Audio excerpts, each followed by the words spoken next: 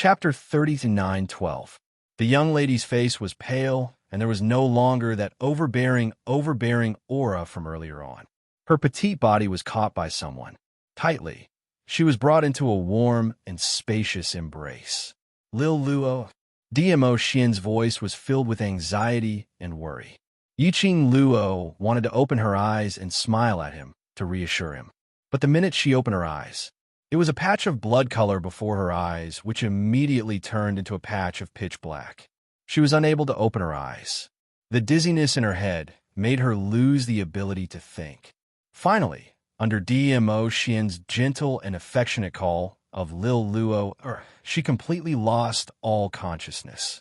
Lil Luo, Sensing the change in Yiqing Luo's breathing, DMO Xian's voice suddenly rose as his shimmering eyes stared intently at the person in his arms. After checking the young lady's pulse, DMO Xian's expression turned darker. His fingers clenched tightly as he gritted his teeth and spat out 3 words, Zhuwu Xin. Damn that Zhuwu Xin. No matter if Lil Luo would forgive Zhuwu Xin. He would absolutely not forgive her. DMO Xian tightened his arms as he raised his voice and called out in a low voice, Xian Beiyuan.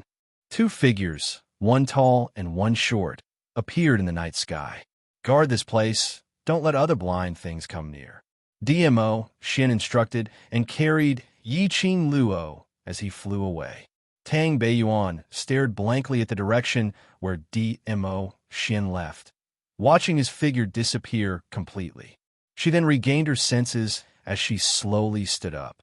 The man on the side was tall and imposing, with a handsome face, but his brows were rigid and solemn. The man's vision had been on Tang Beiyuan. Seeing that she stood up and was still in a daze, he comforted her. Madame will be fine. Hearing the man's voice, Tang Beiyuan's eyelashes fluttered. When she raised her head, her lips curled into a smile. Amen, I know. With the Overlord around, Madame will definitely be fine. She had seen with her own eyes how much her master cared about Yiqing Luo. Her daze wasn't because she was worried about Yiqing Luo, but very envious. Envious of the relationship between the Overlord and Madame. No matter what time it was, it would always make one laugh unknowingly. As for her, even though her fiancé was by her side, he could even touch it with his hand. However, she still felt as if they were thousands of miles apart and out of reach. Tang Beiyuan lowered her eyes, and the smile on her face disappeared. Yuan. The man sensed that Tang Beiyuan was upset. He raised his hand and placed it on her shoulder in confusion. What's wrong? Tang Beiyuan raised her head and stared blankly at Lang Lixian, who was a head taller than her. Soon, a smile appeared on his face. I'm fine. Lang Lixian caressed her face and didn't ask any more questions. The man wiped his face with his slightly cold hand. Tang Beiyuan instinctively reached out and grabbed his hand. Lang Lixian was startled and looked at her doubtfully. Tang Beiyuan gritted her teeth, mustered up her courage, and placed the man's hand on her waist. Then she turned around and hooked her arms around his neck. It's been a long time since we've been this close. To be more precise, it had been a long time since they last saw each other. Every time they met, it was just a hurried glance. After that, they would leave in a hurry, not to mention a hug to feel each other's warmth. There wasn't even a chance to greet each other. Chapter 39:13. Lang Lixian had just finished his words when he used his actions to express his attitude. He pulled Tang Beiyuan's hand away and widened the distance between the both of them. Immediately after, he leapt up the wall in the dark, and his entire figure was hidden in the darkness. Tang Beiyuan stood in a daze on the spot. The hands which were pulled away by the man were still hanging stiffly in the air. After some time, he slowly retracted his hands. There seemed to be a man's touch on her wrists. There seemed to be a man's scent in her nose. Tang Beiyuan's lips suddenly twitched as she gave a soft laugh. She turned her head and walked towards the other side of the wall, hiding in the dark with the man on the left and right, and completely hiding the sparkling eyes which flashed past her eyes. Qiao residence. DMO Xian carried Yiqing Luo back to the room. His fiery appearance was accompanied by a powerful pressure. It made those who had just returned to the Chiao residence ran out of the room in shock. It was so late at night. This was very scary, all right? They thought that the secluded palace had made a comeback. But after seeing the unconscious Yi Qing Luo, everyone couldn't stand still as they flocked over. Kitty Lee was carried out from Zomo's arms, and she was still rubbing her eyes sleepily, but when she saw Yi Qing Luo being placed on the bed, her eyes suddenly opened wide. She scurried out of Zomo's arms and pounced towards the bed. Sister, what happened to Sister? What happened to her? Kitty Lee held Yi Qing Luo's hand, but realized that her hand was ice cold. Old Lai didn't feel well. Earlier at the Treasures Exchange Hall, wasn't she still fine? How? How long has it been? In his impression, Yi Qing Luo and the Overlord were on the same level of abnormality. No one could hurt her. So on the way back to the Chiao residence, they didn't specially wait for Yi Qing Luo. No one had expected. It was such a coincidence. Yi Qing Luo was coincidentally injured. Gui Wu stood in the crowd as he frowned slightly. Apparently, he was puzzled over why Yi Qing Luo was injured and was carried back by DMO Xian. She's fine. Among the many concerned voices, DMO Xian's slightly hoarse voice rang. He also successfully suppressed the voices of those who were talking at once. DMO Xian sat on the bedside. Kitty Lee looked at DMO Xian and then at Yi Qing Luo. Under Zhou Mo's tugging, he reluctantly let go of Yi Qing Luo's hand and gave up his position to DMO Xian.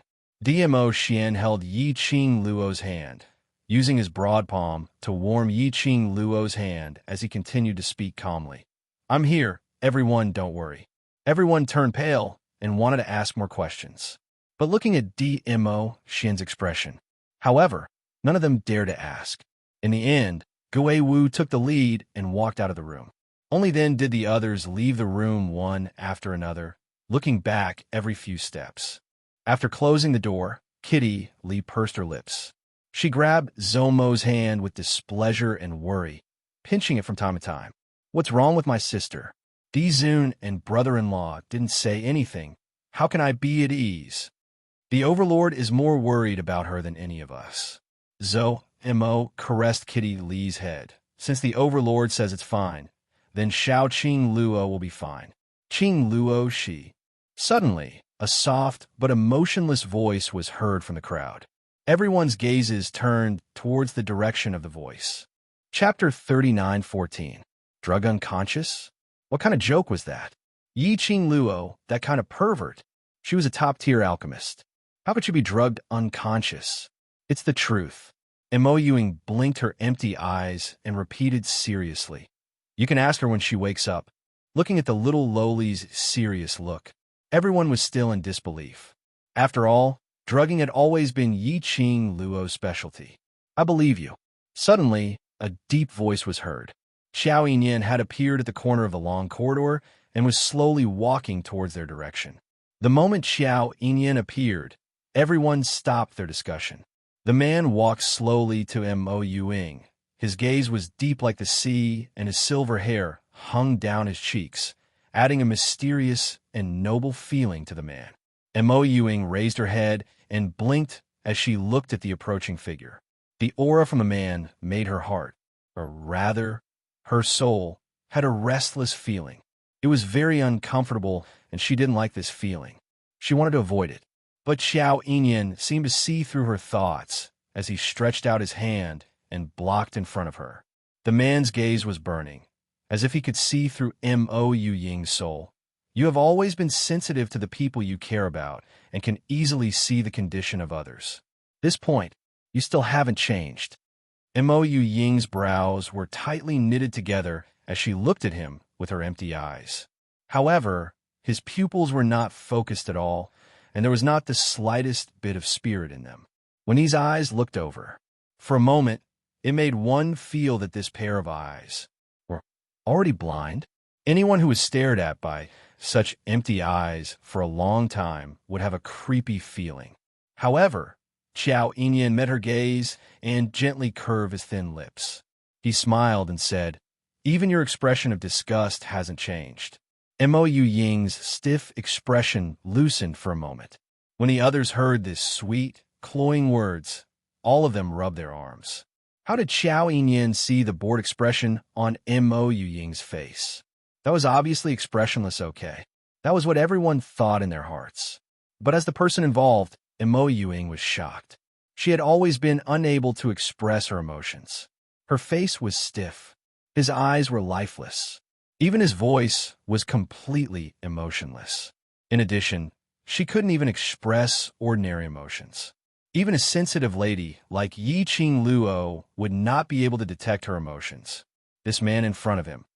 Yet he could see through her heart so easily. Could it be that she really knew him before? After Lin Mingya invited him out of the room, the chatter outside the door continued. Mo Xian looked at the unconscious young girl. His fingertips covered the young girl's slightly furrowed brows and gently smoothed her brows. Then, with a flick of his sleeve, an invisible wave spread out in the room, forming an oval transparent barrier that enveloped the entire room. It also successfully blocked out the noisy discussion outside the door.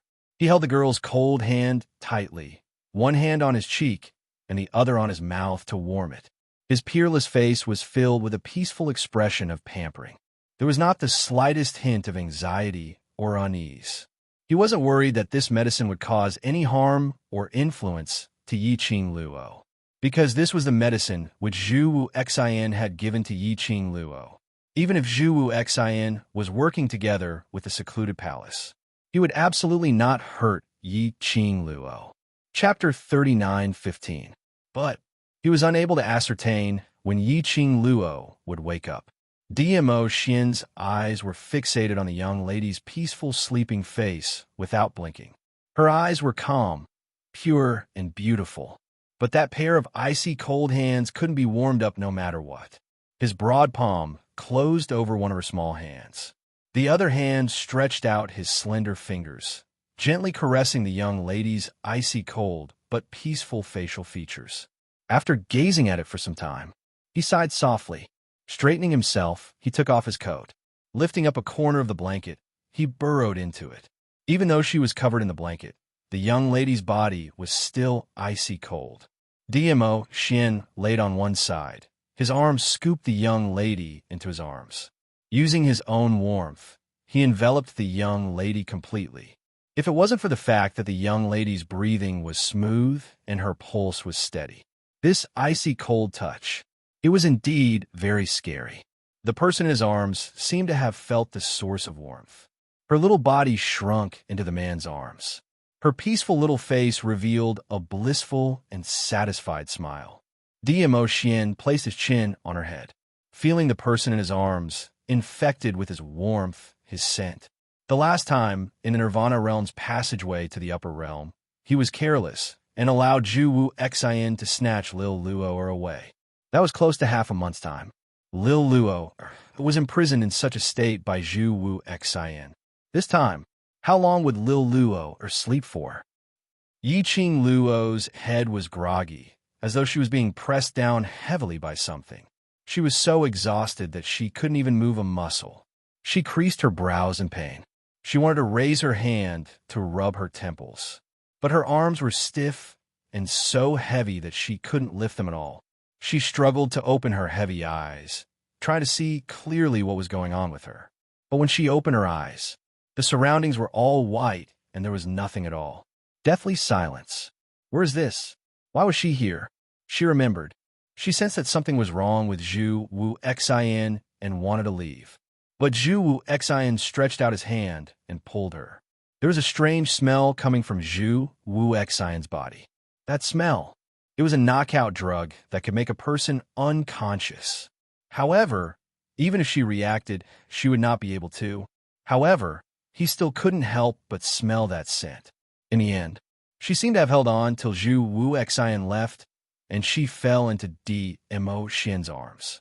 Yes, Xian. Wasn't she in Xian's arms? That was absolute safety. Why did she suddenly appear here? And it's so uncomfortable? Yi Qing Luo's mind was filled with doubts, but was unable to get an answer. Just then, The vast expanse of whiteness in front of him suddenly dispersed. Then, at the 10,000 feet tall cliff appeared in front of him. She didn't have time to react to what was going on. Suddenly, his body, which was so heavy that he couldn't move at all, fell down the cliff at an extremely fast speed. It was extremely fast. Yiqing Luo could feel the sharp wind, like a knife cutting her skin. The wind whistled past her ears, irritating her eardrums. She wanted to resist. However, his stiff body was unable to move. He took a deep breath to alleviate the pressure of falling. There was a sharp pain in her heart, causing her to be unable to concentrate. His body continued to fall and continued to fall. It was like a bottomless abyss. No matter what, he couldn't touch the end point. Yiqing Luo tried her best to concentrate, as her vision suddenly fixed on a certain spot, not too far away from her. An illusory figure was faintly discernible, even though her falling speed was extremely fast. But that figure was still firmly fixed in her pupils. QQ Readings character ranking. May I trouble my babies to help me make a heart sign and label them? Not hoping to charge into the top 40, but to be able to maintain within the top 100. Chapter 39:16. Who was that?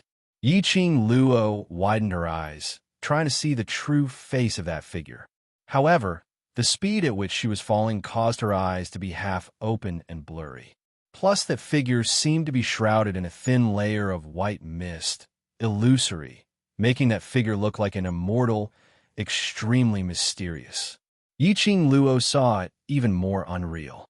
Just as she was feeling bewildered, that figure suddenly moved, her wrist lifted lightly, the gauze slid down, revealing her fair wrist.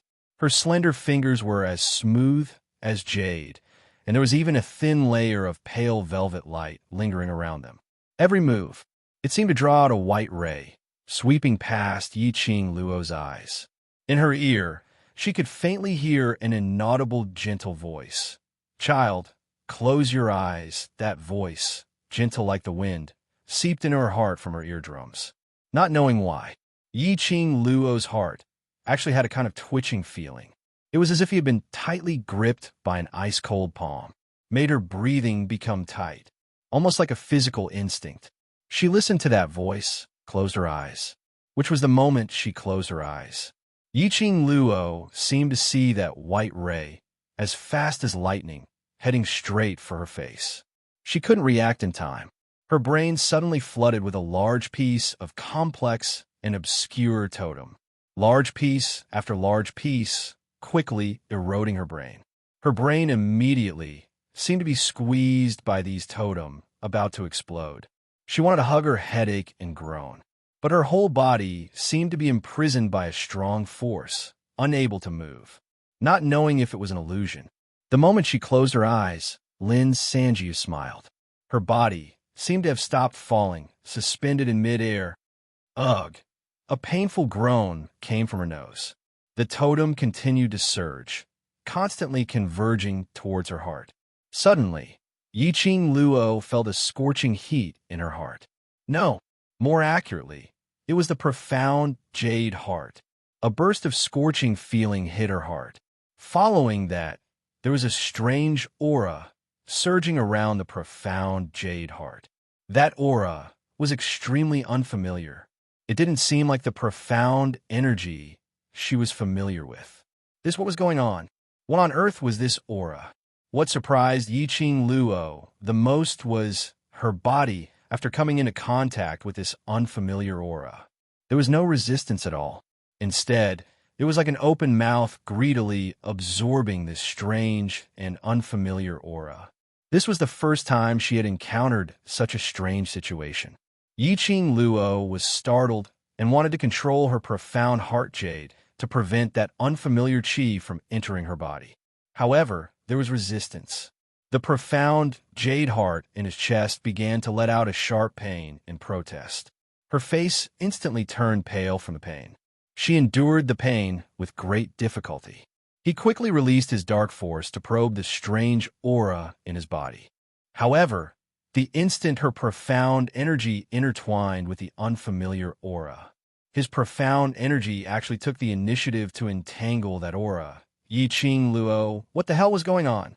She wanted to get in touch with Old Man Song and ask him what was going on, but he didn't have time to connect his mental power with the Azure Dew bracelet.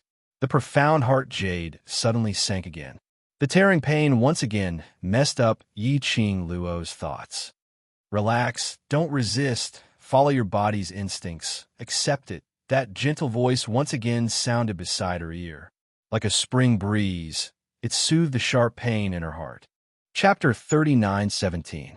Her heart had loosened at this moment, which also gave that unfamiliar aura a chance. That unfamiliar stream of air quickly rushed into the profound jade heart. Like a scorching fire, a scorching heat was rampaging within her profound jade heart. Again and again, it collided against her profound jade heart. This feeling was simply unspeakably bitter. But Yi Ching Luo didn't even have a chance to resist.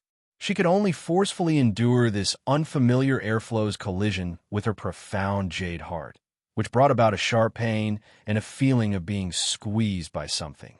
The profound energy and airflow intertwined, spreading to her limbs and bones. The two energies intertwined within her body. From time to time, it was still like calm, stagnant water, like ice so cold that it made one shiver. And from time to time, it was like a stormy sea, surging unceasingly, like a raging fire burning. The feeling of sometimes cold, sometimes hot.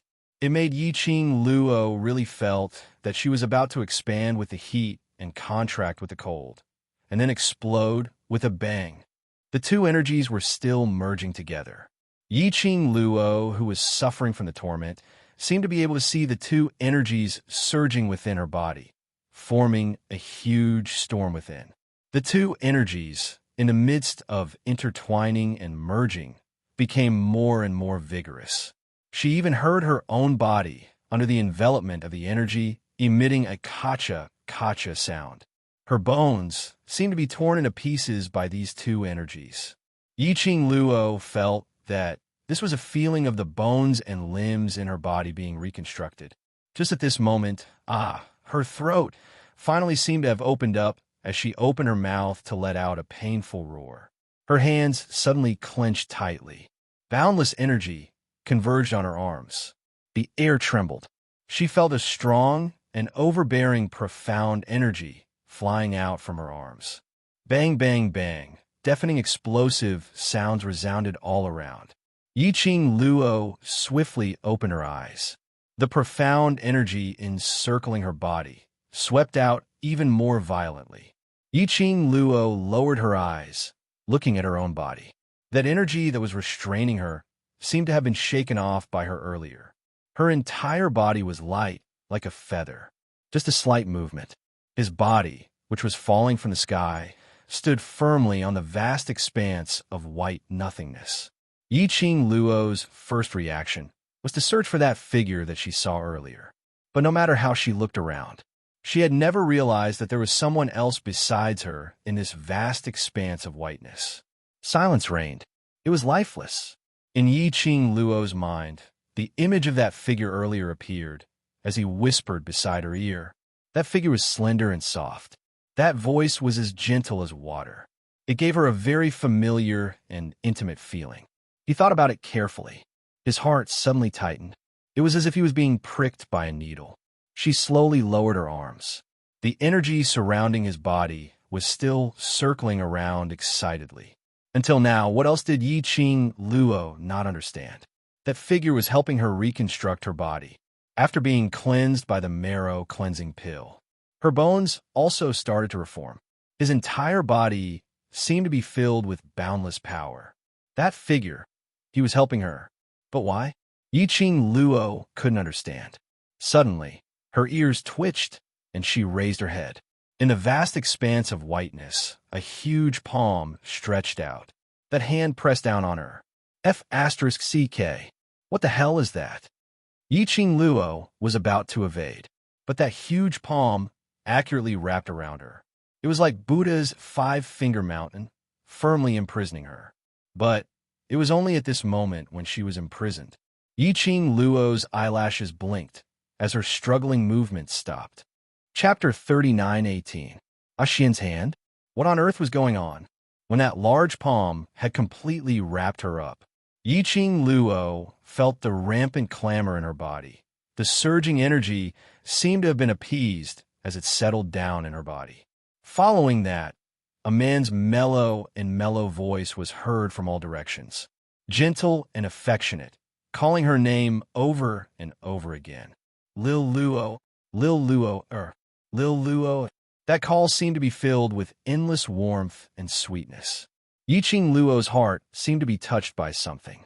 Following that large palm which was covering her body suddenly tightened. Her body also felt a huge pulling force. Bam!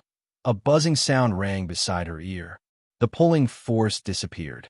It turned into the feeling of falling rapidly from high altitude. The next moment, she suddenly opened her eyes and sat up with a whoosh. She opened her eyes wide as she looked straight ahead, panting heavily. Her body still had the feeling of falling. But what entered her eyes was a white gauze curtain with a few white tassels hanging down. It was no longer a vast expanse of whiteness. It was no longer endless silence. This place was not that lifeless place earlier. Yiqing Luo was just about to move.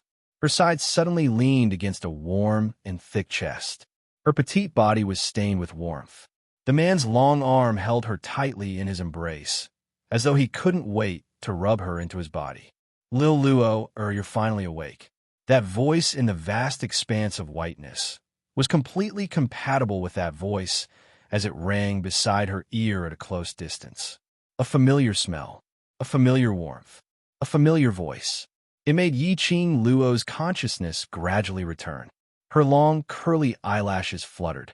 Suddenly she stretched out both hands and hugged the man in front of her, Xian. She opened her mouth. Her throat felt like it was on fire as it was hoarse. Spitting out 2 words, her throat felt as though it was cut by a knife, as the pain was unbearable. The man immediately retreated for a while, as he raised his hand to bring up the warm water beside him. Yiqing Luo was about to take the water, but her chin was suddenly lifted by a slender finger. When he raised his head, he saw a face of peerless elegance magnifying in his eyes. The man's deep, black eyes were filled with love. The distance between the two was getting shorter and shorter. She was so close that she could even see the ripples in the man's eyes. She could even count the man's dense and long eyelashes one by one. The next moment, a wave of warmth and softness pressed against him. The warm water poured into her mouth. The water ran down his throat. It also alleviated the burning sensation in her throat. The man left her lips again. Yiqing Luo blushed slightly. Just as he opened his mouth, he spat out a word. Then, the man's lips pressed against hers again, one mouthful after another. He poured a cup of warm water into Yiqing Luo's mouth. The man put down the cup and held her in his arms again. The warmth and taste of the man still lingered in her mouth. Yiqing Luo's cheeks were dyed red. Shy. DMO Xian lowered his eyes to look at the person in his arms as he gave an evil smile. Yiqing Luo's little hand grabbed his robe as she tugged hard, but didn't say a word, using her actions to express her unhappiness. The man smiled even more happily. When you were unconscious, I have been feeding you water like this. I'm already used to it. Why be shy? Yiqing Luo's face turned even redder. Chapter 39:19. The man put on a serious look, used to it, the body's reflex action. Yiqing Luo buried herself in his arms as she rolled her eyes. How many days have I been unconscious for? 2 days. DMO Xian replied. 2 days? She thought she had been unconscious for 2 months, which made DMO Xian's body's reflex action, as though he saw through Yiqing Luo's thoughts. DMO Xian held her little body as he brought her into his arms. The young lady's body left the bed and was brought into the man's arms. Immediately after, he lowered his head and whispered softly in her ear, "Used to taking care of you. This is my lifetime's habit." Yiqing Luo's petite body trembled slightly. She was touched. And there was also the man who intentionally blew past her ear, like a feather, tickling her heartstrings. Even though they had shared the same bed for such a long time. Even when facing DMO Xian, She still couldn't help but blush and palpitate, unable to resist the temptation of de-emotion. The young lady avoided his playful lips as she stuffed her head into his shoulder, coughing lightly as she changed the topic. I remember. Wasn't I knocked out by Zhu Wuxian's drug? Why did I wake up so quickly? Previously at Zhu Wuxian's place. Hadn't she been unconscious for nearly half a month? Moreover, she didn't notice it at all. This time, it was totally different. Recalling that vast expanse of whiteness earlier, and that mysterious figure, gentle voice, and the change in her body's bones. She kept all these memories, totally different from the last time. The minute she woke up, she only remembered what happened in the upper realms passageway. Because you're too restless, so I forcefully woke you up. De-emotion's eyes drooped as he looked at the person in his arms. The young lady buried her neck into his shoulder, revealing a fair neck, as though it was glowing. The dazzling whiteness made his gaze dim slightly. The arm which held the young lady's slender body tightened a little. Yiqing Luo didn't notice that the man's gaze on her had changed. After she heard the man's words, she even rubbed her head against the man's chest a few times before raising her head and stared at him. I'm very restless when I sleep. Amen, restless. The man gazed at her with his deep eyes, and even his voice became deeper and sexier. You'll only be so tired when you sleep with me. Tired to the point of being content.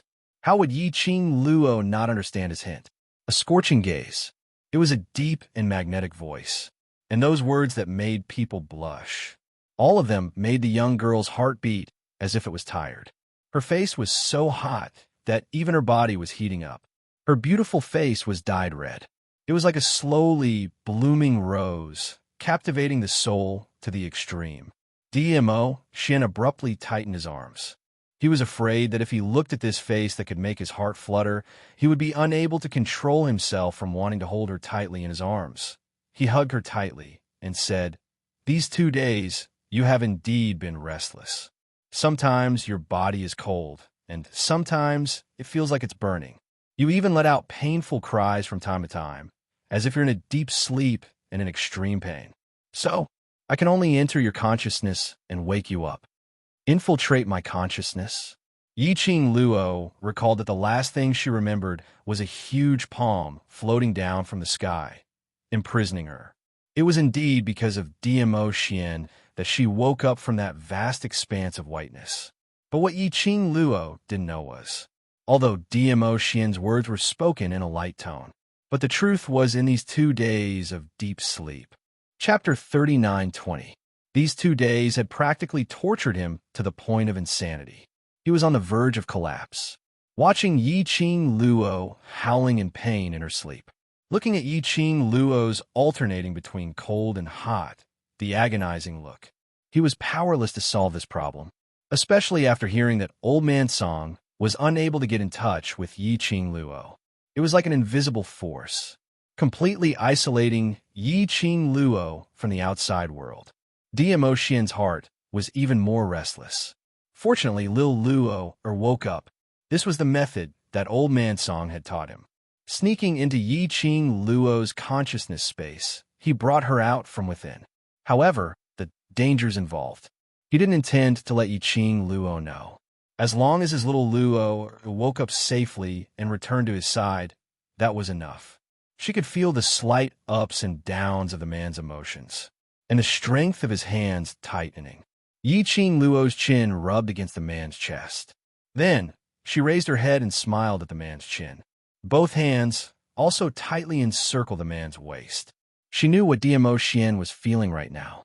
She also knew how DMO Xian felt these 2 days. "Don't worry, I'm awake. I'm back. Am I not in your arms now?" The girl's soft voice was like a cat's paw, tickling the man's heart little by little. The girl's posture and angle. He could clearly see the young girl's exquisite face in the deepest part of his heart. His pupils suddenly shrank. He could vaguely see a dim stream of light moving about. In the next instant, the man raised his hand and pressed it against the back of the girl's head. "Bend over, lower your head." His thin lips pressed against the girl's lips. This kiss, it wasn't as simple as crossing the water like before. Instead, It was a fierce and passionate kiss. A man's elegant sandalwood scent filled her nose. It was as if he could knock her out at any time. Their lips were slightly cold. Everything was heating up. This kiss was domineering and filled with his wild aura. However, her movements were extremely gentle. His hands slowly wrapped around her slender waist. His palms were pressed against her waist, moving around incessantly. Xian. Yiqing Luo couldn't catch her breath as she laid in the man's arms. Her hand that was holding onto the man's clothes lost its strength, until Yiqing Luo's breathing tightened. Only then did the man release her. He hugged her tightly with both hands. His chin rested on the girl's slender shoulder, and his husky voice carried a hint of ambiguity. "Be good, just let me hug you." His voice was deep and magnetic. The elegant sandalwood fragrance had almost confused Yiqing Luo's consciousness, especially that peerless beauty, the most bewitching face which was so close to him. Yiqing Luo totally had no resistance at all as she sank into the beauty. The man's deep voice was slightly panting. It was very seductive. However, the man just hugged her obediently. How would Yiqing Luo not know that Dmo Xian was forcefully suppressing his desire for her? This man, although he usually flirted with her, took advantage of her and said embarrassing things to her. But no matter what, she was the center of everything he did. No matter how uncomfortable he was only concerned about her. What a fool! Yiqing Luo's lips curled up into a sweet and blissful smile. She raised her hand and cupped the man's cheek. The man's face was hot. Just when she touched him, she could clearly feel the slight stiffness in her palm. Chapter 39:21. That peerless face was fully reflected in Yiqing Luo's pupils. The man's eyes were like a silver needle, piercing into her heart. The light in her charming eyes became softer. Her slender fingers gently traced the contours of the man's face, from his eyebrows to his eyes to his nose, and finally, her fingertips landed on his rosy lips. Yiqing Luo's charming eyes rose slightly, hooking into a coquettish arc. Her pair of fox-like eyes stared at his thin lips without blinking. Following that, the corners of her lips curled up frivolously. Her voice also became soft and charming. "Since you flirted with someone, you should take responsibility till the end." The words fell. She had already leaned forward and covered the man's lips. The man's initiative and her initiative were totally different concepts. When a young lady's sweet breath approached, her gentle words were already a blatant hint. The man's eyes instantly turned pitch black. He held the young lady tightly and pressed her into his arms, turning from guest to host. From his throat, a low and sinister threat came out. "You asked for it. When the time comes, don't beg for mercy." That mellow voice, because of the young lady's initiative, had been tainted with a thin layer of hoarseness. Lingering and charming, the warmth rose. Gulp! Just at this moment, suddenly a sound that spoiled the mood rang in the room. The two of them, who were stuck close to each other, immediately froze. Gulp, gulp! Following that sound rang again. Dmo Xian half propped up his body, slightly glanced sideways. His line of sight fell on the young lady's flat abdomen. The young lady's robe was in a mess, revealing her fair skin. When Dmo Xian's line of sight swept over, Yiqing Luo let out an ah, then pushed away the man who was half propped up, lifted the quilt, and covered her head. Vaguely, she could still hear the man's low chuckle. Yiqing Luo clutched the quilt. She couldn't wait to bang her head into the quilt. So shameful. She took the initiative to seduce Dmo Xian.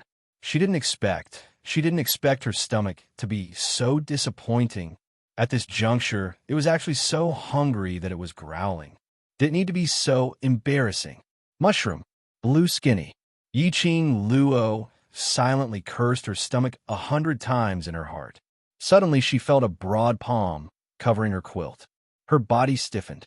The man's mellow and smiling voice floated down from above. "It's my fault. I forgot that you've been unconscious for 2 days. You must be hungry." Following the man's words, she could feel the man slowly bending down to the side of the blanket and talking to her at a close distance. Yi Qing Luo's cheeks turned even redder. She clutched the quilt and remained motionless. Good girl, let's go eat first. DMO Xian coaxed. Under DMO Xian's half coaxing and half dragging, Yi Qing Luo slowly lifted up a corner of the blanket, revealing a guilty little face. Then are you really all right? Previously, he had endured it, but she insisted on taking the initiative. This was what it meant by flirting and not wanting to take responsibility. DMO Xian lifted the blanket and carried her up from the bed. As the girl screamed in surprise, she hooked her arms around his neck. He chuckled and whispered in her ear, "It doesn't matter. After you're full, it'll be my turn to feed me." Yi Qing Luo, she really shouldn't feel guilty. Of course, what DMO Xian said about being fed by the girl after he was full was finally left unsettled.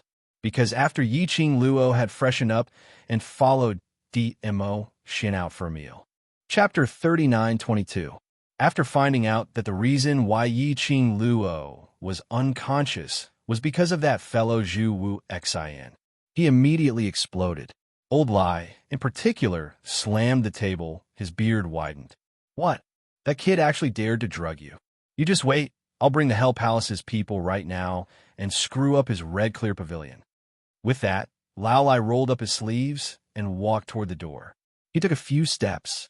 Sensing that something was amiss, Zhang Xian halted his footsteps once more and turned to look at the group of people staring at him.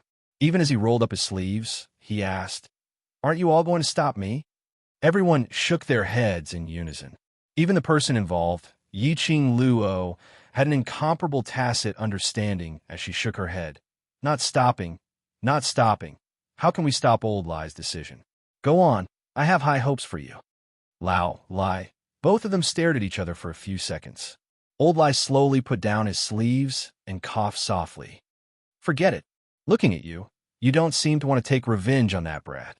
I'm too lazy to move my old bones." As he spoke, he slowly moved back to his seat. Mo clicked his tongue and lazily lifted his eyelids. He cast a sidelong glance at Old Lai and sneered. "This young master has heard that this Hell Palace is a madhouse, a gathering place for lunatics. Why would lunatics also be afraid of Zhu Wuxin?" Lao Lai's eyes widened. "I'm scared. What's there to be afraid of? I didn't want to put Madame D in a difficult position." "Oh." Mo raised his eyebrows and dragged out the last syllable. Old Lai's face was flushed red with anger as he pressed the table and stood up, pointing at Yi Qing Luo. "Red Clearness Pavilion, Red Clearness Pavilion." Just by hearing this name, you can tell that this Red Clearness Pavilion was built for Madame D. One must know that this Red Clear Pavilion was a mysterious force that had been famous in the upper realm since a few years ago. A few years ago, Zhu Wuxin had chosen this name for Lady D. Didn't this mean that Lady D had a good relationship with Zhu Wuxin? If I go to the Red Clear Pavilion and cause trouble for Madame D, I'll feel so wronged. Old Lai rattled off a string of words. There was no pause at all. As soon as he finished speaking, the atmosphere in the hall became heavy. It was so quiet that one could hear a pin drop on the ground. The crowd sighed helplessly as they silently mourned for him as they shook their heads. Whether Qing Luo will find trouble with you, we don't know. But what we know is now, you're in deep trouble. Lao Lai suddenly felt a chill on his back as he felt an inexplicable chill. His neck twisted stiffly. She then met with DMO Xian's icy cold eyes. Lao Lai's mouth trembled, and he immediately gave in. Yi Qing Luo naturally felt the low pressure from the man beside her. She rolled her eyes at Old Lai and stretched out her little hand to hold DMO Xian's large palm as she said, "Don't listen to his nonsense. I only found out that Red Clear Pavilion's pavilion master is Zhu Wu Xin during the auction." She paused slightly and continued, "As for why he named it Red Clearness Pavilion, I'm not too sure, but..." Her brows sunk slightly as her gaze turned slightly gloomy. This time round, he still chose to stand on the opposite side of me and made use of my trust towards him, attempting to repeat the same trick on me. His trust in me has already turned to zero. Trusting someone was very difficult. Bit by bit, slowly accumulating trust. There was a possibility that because of one matter, it would completely crumble. Chapter 39:23. Lil Luo, DMO Xin, looked at the young lady's sunken expression.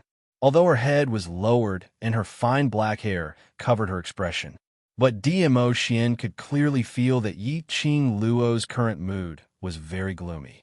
His long arms scooped and brought the young lady into his arms. Perhaps his obsession with you is too deep, and he was bewitched by secluded palace. Yi Qing Luo laid in DMO Xian's arms openly, feeling the warmth from his body, soothing the gloomy mood in her heart. She moved her little head in his arms. Her chin rested on his chest. She raised her head slightly and suddenly laughed. He's your love rival. Why are you still helping him speak up? According to DMO Xin's character, she felt repelled towards Zhu Wu Xin. He should be happier than anyone else. But he actually helped Zhu Wu Xin to speak up. TSK, did the sun rise from the west today? DMO Xin's slender fingers pinched her nose as he gently pinched it. Following that, he bent over slightly.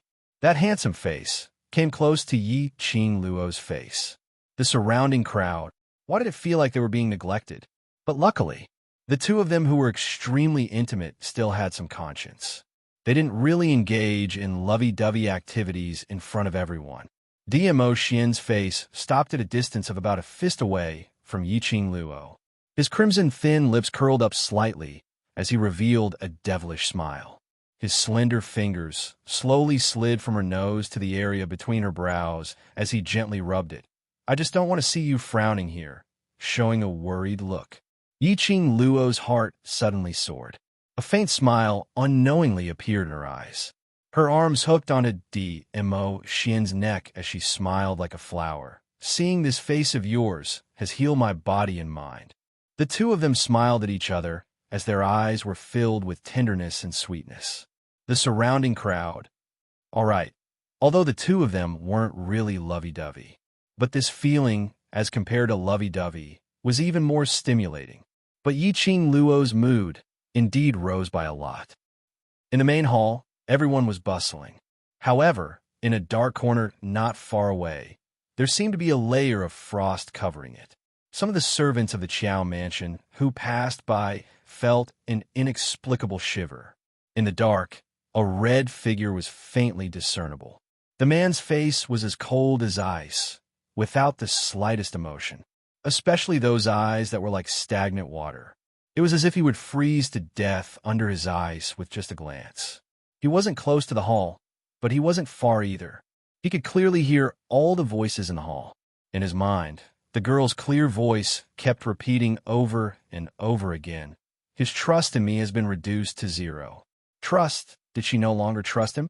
He just wanted to keep her by his side. He just didn't want her to treat him so coldly again. Obviously, she belonged to him, didn't she? Did he really do something wrong? Zhu Wuxin's hands that were hanging by his side slowly clenched. Blue veins popped out his fist. It was as if he was suppressing some kind of emotion in his heart. Suddenly, his hand opened up as his vision swiftly turned towards a certain direction behind him. His eyes, which were like still water, turned into a sharp blade as it shot out. Young Patriarch Chu, don't, it's me. Chapter 39:24. Zhu Wuxin's expression didn't change at all when he saw who it was. That slender and soft figure leaned against Zhu Wu Xian's body. Young Master Zhu scram. The slender figure had yet to approach him. Zhu Wuxin flicked his sleeve, avoiding the woman's approach. An invisible wave of air isolated the woman a step away from him. The woman didn't get angry. Instead, she looked at him with a smile. Young Master Chu, why are you hiding here alone? Don't worry, as long as you follow the instructions of the revered Yi Qing Luo, will definitely belong to you.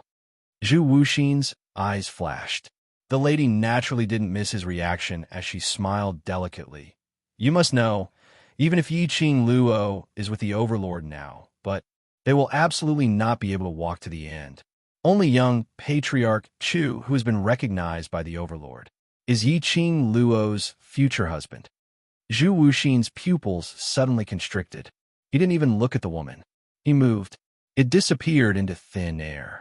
Not even a red afterimage was left behind. The woman quietly looked at the horizon in the direction that Zhu Wuxin had disappeared. The smile on his face faded, and his eyes were like those of a venomous snake, flickering with an insidious ruthlessness. He clenched his fists tightly. Yi Qing Luo. Yi Qing Luo. Whether it was Di Zun or Zhu Wuxin, all of them were circling around Yi Qing Luo. What was so good about her? B*TCH. The atmosphere in the room was still warm. The silent Gui Wu, who had been leaning against the corner, suddenly raised his head and looked at Yi Qing Luo. His gaze was direct, just as he was about to look at Yi Qing Luo. Yi Qing Luo had already sensed his line of sight and met Ghost Marshall's gaze in puzzlement. Gui Wu slowly walked towards Yi Qing Luo until he stood in front of her. Yi Qing Luo was nestled in Dmo Xian's arms. Gui Wu stood up. He was also facing Dmo Xian. But Gui Wu's line of sight, from the start till the end, had remained on Yi Qing Luo. It was a young and handsome face, but those eyes were full of hardships and complicated emotions that no one could see through. Yi Qing Luo felt uncomfortable being stared at. She shifted her body and adjusted her position in Dmo Xian's arms as she coughed lightly. Ghost Martial Master? There were no ripples in Ghost Martial's deep and cold eyes. However, the words that came out of his mouth were like a raging storm. Your body has undergone a transformation. Huh? Dumbfounded expressions appeared on everyone's faces as they did not understand the meaning behind Gui Wu's words. Yi Qing Luo was slightly startled. She naturally knew what the change that Gui Wu was talking about was. She was surprised. Gui Wu had actually seen through this point. Gui Wu stared at Yi Qing Luo for some time before he suddenly narrowed his eyes in an unfathomable manner. Looks like the 2 days you were in a coma, not only did it not affect your body, instead, it allowed your body to improve. What kind of riddle are you guys playing? Zomo raised his red phoenix eyes and asked. Gui Wu looked at Zomo and said indifferently, Student Yi Qing Luo's body has undergone transformation. Now her bone structure has already broken away from the mortal body and can withstand even more powerful than an overlord. Transform? Leaving the mortal body. Was he talking about Yi Qing Luo?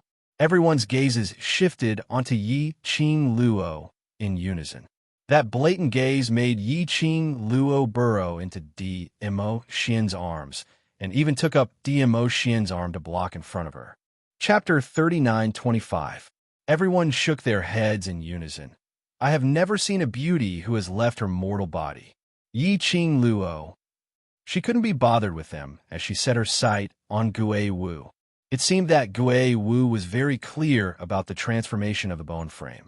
After pondering for a moment, she asked, Master Gui Wu, from what you've said, does this mean that my body can now withstand even more powerful strength? She paused slightly and continued with an example. For example, if I use the power of the divine relic? Gui Wu met Yi Qing Luo's vague, hopeful gaze and nodded slowly.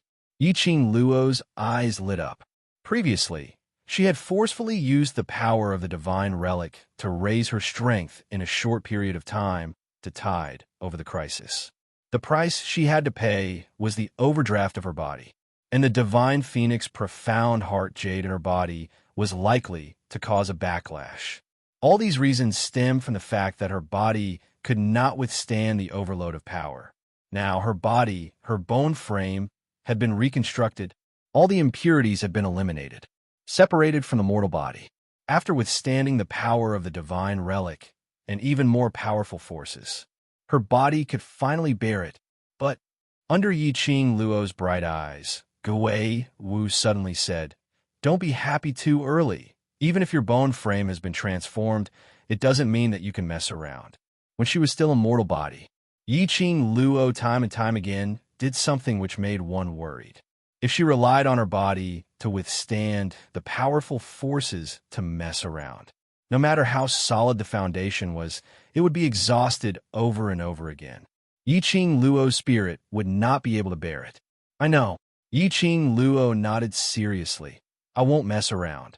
Everyone made a tisk sound. Apparently no one believed Yi Qing Luo's guarantee. DMO Xian stretched out his hand and knocked on her head. You'd better remember what you said now. Yi Qing Luo felt pain as she turned her head and stared at him. Why don't you believe what I said? DMO Xian sneered. Do you think that you believe what you said? Yi Qing Luo. All right, based on her previous behavior. She didn't believe it herself. DMO Xian dangerously narrowed his eyes and held her chin. Why? Tacit approval? That deep voice carried an obvious threat. Yi Qing Luo was forced to look him in the eye. She didn't even dare to avoid his eyes. Her long eyelashes blinked for a while, but DMO Xian still maintained that dangerous smile. Her honey trap did not work at all. Therefore, he decisively gave in. How could there be a tacit agreement? This is a very serious expression. I will definitely remember what I'm saying now. DMO Xian seemed to believe it as he nodded lightly. Yi Qing Luo let out a sigh of relief, just as she was about to squirm out from DMO Xian's embrace. Her waist tightened, and her delicate body was pressed into the man's arms again. Then, he lowered his magnetic voice and said in a voice that only the two of them could hear, "If you can't remember it, I'll use my own method to make you remember it," his last 4 words. He even deliberately lowered his voice. That magnetic, seductive, and drawn-out voice carried another kind of emotion. Yi Qing Luo's face suddenly flushed red. What a shameless man. Everyone was already used to their little interactions and didn't notice Yi Qing Luo's blushing face. Chapter 39:26. Yi Qing Luo was stunned and hurriedly stood up from DMO Xian's arms. Yes, Old Master Huangfu wants to bring those 3 back to the Huangfu family. She wondered how Pei Sheng and Old Master Huangfu had developed over the past 2 days. She was not worried about Pei Sheng's safety. 2 days ago, the assassin sent by Huangfu Fengyan failed to assassinate Pei Sheng, startling the old man. Even if the 3 of them wanted to make another move, they did not have the opportunity. Of course, if they made a move against Pei Sheng at this critical juncture, he was definitely digging his own grave. No matter how stupid they would never do that. Moreover, that kid, Pei Sheng, had already evolved now, and he knew how to transform into a white lotus flower to protect himself and Gu Zishi, so that he could strive for the greatest benefits for himself and Gu Zishi. Therefore, a person's growth had to depend on their own efforts. If she interfered too many times, it would only make Pei Sheng more dependent on her. In the end, no one gave him any advice, and he fell into a state of confusion. As though she could see through Yi Qing Luo's thoughts, Mo Yuing opened her round, adorable big eyes and opened her mouth. They get along very well, and I can tell that Old Master Huangfu sincerely wants to bring Pei Sheng home. Yi Qing Luo nodded. Let's go take a look. Perhaps we can still make it in time to send Old Master off. In next to no time, the group arrived at the treasure-gathering exchange. After 2 days of repair, the houses that had been destroyed by the assassins had been temporarily repaired, so it wasn't too messy. Just as the group walked into treasure-gathering hall, a slender figure stood in the middle of the hall. That person had a tall and straight posture, a grave and stern face, and an outstanding temperament. He just stood there in silence. It could attract everyone's attention. Yi Qing Luo and the rest naturally set their sights on that person first. At that moment, everyone's expression changed. Kitty Lee was the most impatient. She suddenly jumped out of Zomo's arms and pounced towards that person. You actually dare to appear here. Kitty will scratch you to death. Little wildcat. Zomo's expression changed slightly, and he immediately chased after it.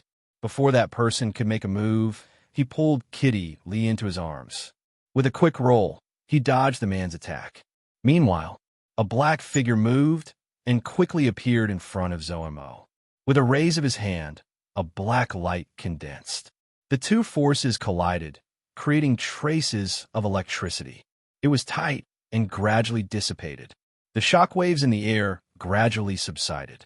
This unforeseen event caused the atmosphere in the hall to become even more tense.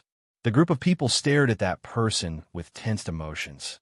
The man turned around and looked at them expressionlessly. Finally, A pair of cold eyes that were as calm as still water fell onto Yi Qing Luo. "Why are you guys here?" Suddenly, Huangfu Jintian walked out from the inner court with a smile on his face. The smile on his face was very sincere. His previous majesty was nowhere to be seen. As he walked out, he smiled at the expressionless man and said, "Pavilion Master Chu, I'll have to trouble you to wait for me." "It doesn't matter." The man's thin lips moved slightly as he spat out these 3 words. Huangfu Jintian was still smiling. As he smiled, he felt that the atmosphere in the hall wasn't right. He took a look at the expressionless man beside him and looked at the tensed-up group of people who were glaring angrily. "Cough. You guys should all know each other. This is Red Clear Pavilion's Pavilion Master, Chu Wu Xian. This side are that fellow Peixiang's friends." Chapter 39:27. After the introduction, he eased the atmosphere and continued. "I heard that Miss Yi and Pavilion Master Chu are old acquaintances, so I don't think I need to introduce you any further." "No need."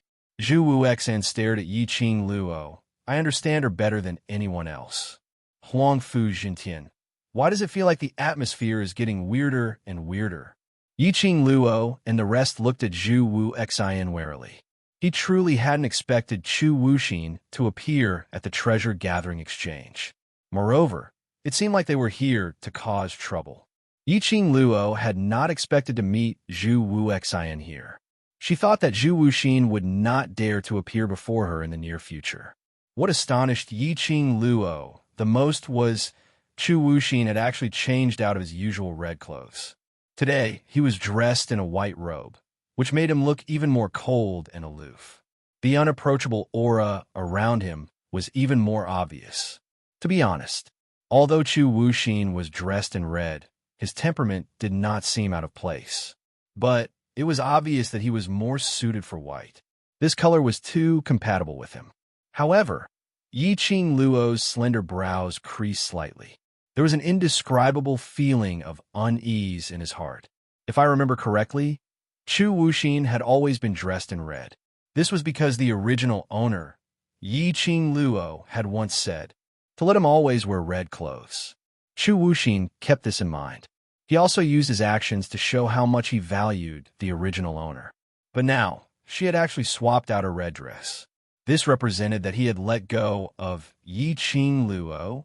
She was not reminiscing about Zhu Wuxin's feelings for her.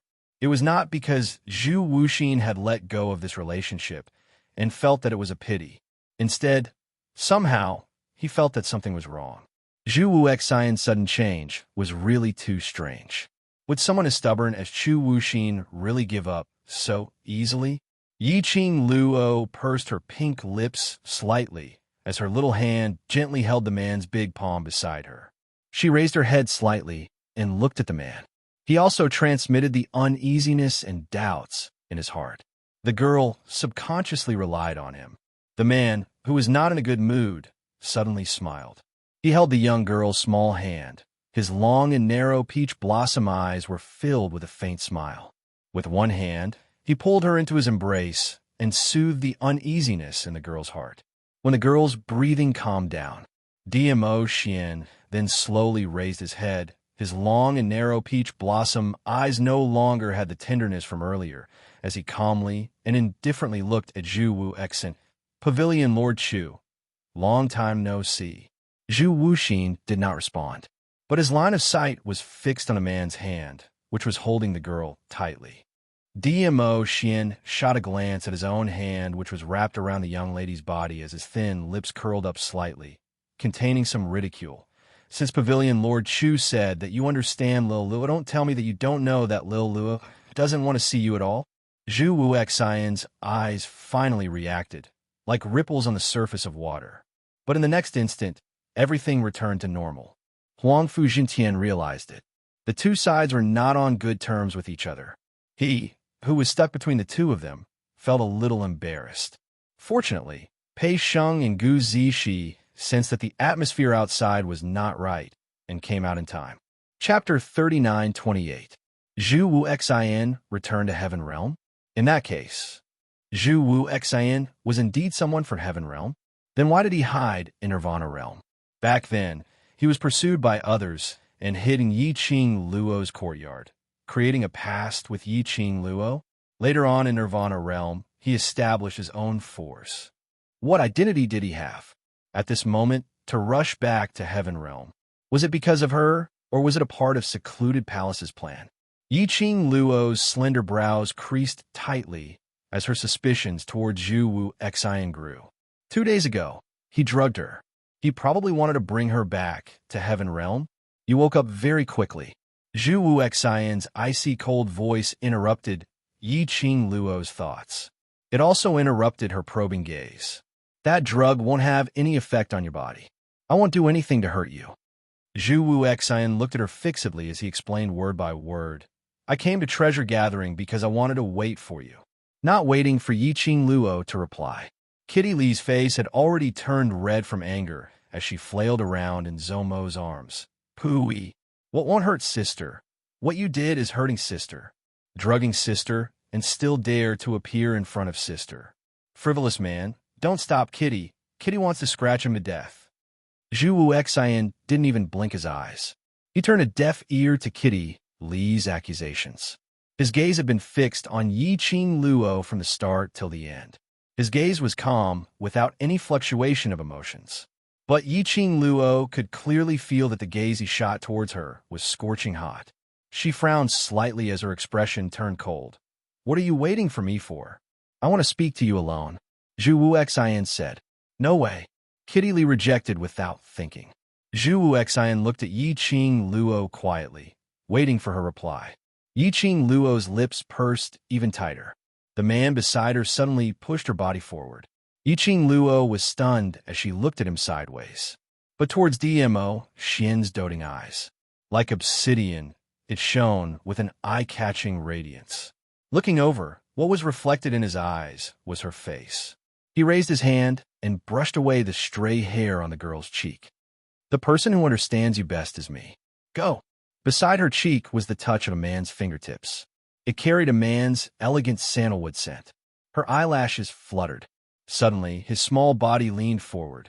She hooked her wrist around the man's neck. She abruptly pulled the man down, then tiptoed and planted a kiss on his lips. The girl's eyes were full of smiles. Good boy. She withdrew her hand and took a few steps back from DMO Xian. The moment he turned around, the expression on his face became indifferent. All right. This word was a reply to Zhu Wu Xin. After saying those words, she took the lead and walked toward the inner courtyard. Zhu Wu Xian was stunned for a moment. To be more precise, it was from the moment DMO Xian hugged Yiqing Luo tightly. That indistinctly provocative sentence, the person who understands you the most is me. His thoughts were a little absent-minded, especially when he saw Yiqing Luo taking the initiative to kiss DMO Xian. His heart felt like it was being torn apart by something, until the young lady's figure disappeared from his sight. Only then did Zhu Wu Xian's calm eyes ripple. Following that, he chased up to Yiqing Luo's footsteps. At the same time, Zhou Mo Xian raised his devilish phoenix eyes and was about to tease Yo. I didn't expect our Overlord to be so magnanimous. He actually... Chapter 39:29. Because the air pressure in the lobby instantly turned frosty. The air seemed to have frozen. Everyone couldn't help but shiver. They all turned to look at the D-Zune, who was sitting stiffly at the side with a gloomy face. That handsome and elegant face was covered with frost. His entire body was burning with an aura that was about to explode. Everyone, in front of Yiqing Luo, his magnanimity and generosity were all in act. Inner courtyard. Yiqing Luo stopped in her tracks as she turned her head to look at Zhu Wu Xian. What do you want to say? He turned his head. Coincidentally, he bumped into a white robe. This was the first time he saw Zhu Wu Xin wearing white, so he was not used to it. Her momentary daze was seen by Zhu Wu Xin. The lines on Zhu Wu Xian's face clearly softened. Even his gaze towards Yiqing Luo had turned gentle. I know you don't want to see me. Why did you still appear when you knew? Do you really think that I really don't dare to make a move against you? Yiqing Luo's expression turned cold. Zhu Wu Xin shook his head. I want to see you. Yiqing Luo replied. Just because you want to see me, I must see you. I'm going to Heaven Realm for a period of time, and there's a possibility that I won't be able to see you for a very long period of time. Zhu Wu Xian seemed as though he couldn't hear the impatience in Yiqing Luo's tone. While he was talking, his eyes were fixed on Yiqing Luo without blinking. His tone was sincere and serious. When Yiqing Luo heard that, her eyes suddenly narrowed. Zhu Wu Xian, you're going to Heaven Realm. Is it because of secluded Darkness Palace's plan? Zhu Wuxin opened his mouth, wanting to speak. But after meeting Yiqing Luo's smiling yet not smiling expression, the words at the tip of his tongue were stuck in his throat. He lowered his eyes slightly, avoiding Yiqing Luo's gaze. I know, you don't like people lying to you, so? This question, I'm unable to answer you. In other words, I guess correctly. Yiqing Luo scoffed lightly. Zhu Wu Xian, didn't you say that you've already canceled the collaboration with the Palace of Darkness? Why did you return to the Palace of Darkness? Clearly, her voice was very calm. Even his tone did not fluctuate in the slightest. Yet, it brought with it an extremely oppressive feeling. Zhu Wuxin's head was still lowered, not looking at Yiqing Luo's expression. Evidently, he had decided to remain silent. Yiqing Luo scoffed lightly. If Zhu Wu Xian was unwilling to answer, no matter how she asked, Zhu Wu Xian would not answer. She simply couldn't be bothered to communicate with Zhu Wuxin anymore. Since you don't want to talk, you specially came to find me just to bid farewell? Yes. This time, Zhu Wuxin responded. He even raised his head. Also, I want to tell you, Zhu Wuxin pursed his thin lips. This was something he had never done before. Yiqing Luo could tell that he was nervous. Zhu Wu Xian was silent for several breaths of time. Then, he continued, Previously, I did something that made you unhappy, but I do not regret it, because I want you to accompany me. Yiqing Luo laughed in anger. You want me to accompany you, so you make use of my trust in you to drug me? Zhu Wuxin, you claim that you understand me, but are you sure that you really understand me? Zhu Wuxin continued to stare at her with his extremely dark eyes. After Yiqing Luo finished her words, he then shook his head as his voice became gentler. I don't regret what I did. The only thing I regret is to make use of your trust. Yiqing Luo laughed out of anger once again. She expressed that she really couldn't understand Zhu Wu Xian's train of thought. I only want to tell you, everything that I did was not entirely for myself. Chapter 39:30. What do you mean? What did he mean by be careful of the people around her? The people around her were either lovers or brothers. They had gone through life and death together. They were all people she could absolutely trust.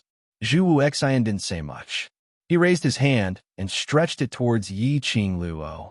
Yiqing Luo was astute as she avoided Zhu Wu Xian's hand with a vigilant look. Zhu Wu Xian's hand froze in midair. Several breaths later, his slender fingers retracted one by one. His dark and gloomy eyes looked at her with an obvious sadness, as though Yiqing Luo's actions had hurt him. But Yiqing Luo could only capture this little bit, a peculiar emotion. By the time she wanted to delve deeper into it, Zhu Wu Xian had already leapt onto the top of the wall. His white robe fluttered, showing his cold and aloof arrogance like a winter plum. He stood on top of the wall and gazed deeply at Yiqing Luo for a moment. Following that, he had already disappeared from Yiqing Luo's vision. Yiqing Luo's brows knitted tightly as she retracted her gaze. What did Zhu Wu Xian mean? Why did he say such things to her out of nowhere? Based on Zhu Wu Xian's character, he would say such things. It shouldn't be as simple as sowing discord. He must have heard some news from the secluded palace. She didn't know what was wrong with Zhu Wu Xian, since he had already appeared to remind her.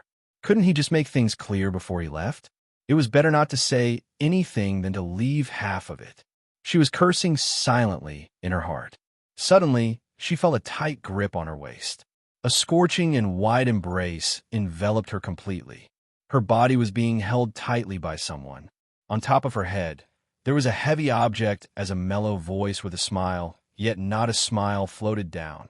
He's already gone far away, and you still haven't regained your senses. Could it be that you can't bear for him to leave? That voice obviously had a hint of laughter. But Yiqing Luo heard the sarcasm in it. Yiqing Luo hurriedly stretched out her hand and hugged the person's waist. No, I'm just thinking about what he said earlier. On top of her head, the man sneered. His laughter was a little cold.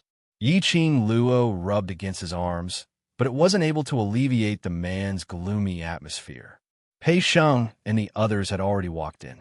On seeing Yiqing Luo, he cried out and started to complain, "Ah, Luo, ah." Don't think that the Overlord appeared to be very magnanimous. The minute you and Zhu Wu Xian arrived at the inner courtyard, his entire person was like a huge ice mountain. We're about to be frozen into ice. As soon as he finished speaking, DMO Xin shot him a glare. Pei Sheng was so frightened by his sharp gaze that she immediately covered her mouth. Nestled in DMO Xin's arms, Yiqing Luo sighed helplessly. Her small hands clutched DMO Xin's clothes as she slowly raised her head. Even without Pei Sheng's explanation, she was well aware of it. DMO Xin was the king of vinegar. How could he really not mind her being alone with Zhu Wuxin? He dotingly took the initiative to let her speak to Zhu Wuxin alone. He just didn't want to make things difficult for her. Of course, it was also because he believed in the relationship between her and Zhu Wuxin. But Yiqing Luo also knew that he was feeling rather unhappy. Just like now, after sensing that Zhu Wuxin's aura had disappeared, filled with unhappiness, he looked for her to pacify him. "All right, my obedient Xian." Her hand followed his clothes and stretched out to his face. Following that, her fingers pinched. Pulling the corners of the man's lips, he pulled out a smile. My Xian is even more enchanting when he smiles. Chapter 39-31. Yiqing Luo. A man who couldn't satisfy his desires was really scary. Speaking of which, what did Zhu Wu Xian tell you? Is there a need to whisper? Zoemo was very curious. Yiqing Luo pursed her lips and shook her head. It's still those ridiculous words. Don't take it to heart. Huangfu Jintian had a dazed look. Didn't Pavilion Master Zhu specially accompany me back to the Heaven Realm? One person left just like that? Then why was Zhu Wu Xian squatting at the treasure gathering so early in the morning? Accompanying is just an excuse. Zhu Wu Xian is obviously waiting for little Qing Luo. Mo clicked his tongue as his devilish phoenix eyes rose, as he continued to say as though he wished for the world to be in chaos. You are just a springboard. Huangfu Jintian. Was it possible that taking the benevolent route wasn't able to control the youngsters? Yiqing Luo stared at Mo, afraid that Mo would say something shocking as she hurriedly changed the topic. Old Master Huangfu, when do you intend to leave? Immediately. When Huangfu Jintian said this, the expression on his face had some slight changes. He took a deep look at Pei Sheng and said, "All along, I wanted to thank you personally. If it wasn't for the fact that you helped that lad, I'm afraid that I wouldn't be able to see that lad today." He paused slightly and continued, "And that day, Pei Sheng suffered an assassination attempt. I will handle it and absolutely will not let Pei Sheng suffer any grievances." She could tell that Huangfu Jintian really couldn't bear to part with Pei Sheng. These 2 days, the relationship between the both of them had deepened. Even Pei Sheng was willing to change his way of addressing him as grandfather. Yiqing Luo smiled slightly. Huangfu Jintian spoke solemnly. "Miss Yi, gathering treasure is Pei Sheng's wish and also his dream, so for the next few days, I'll have to trouble you." Saying that, Huangfu Jintian straightened his body as he slowly bowed towards Yiqing Luo's direction. Yiqing Luo hurriedly stretched out her hand as she stopped Huangfu Jintian. "The current Pei Sheng really doesn't need us to worry about him. Just let him grow up on his own."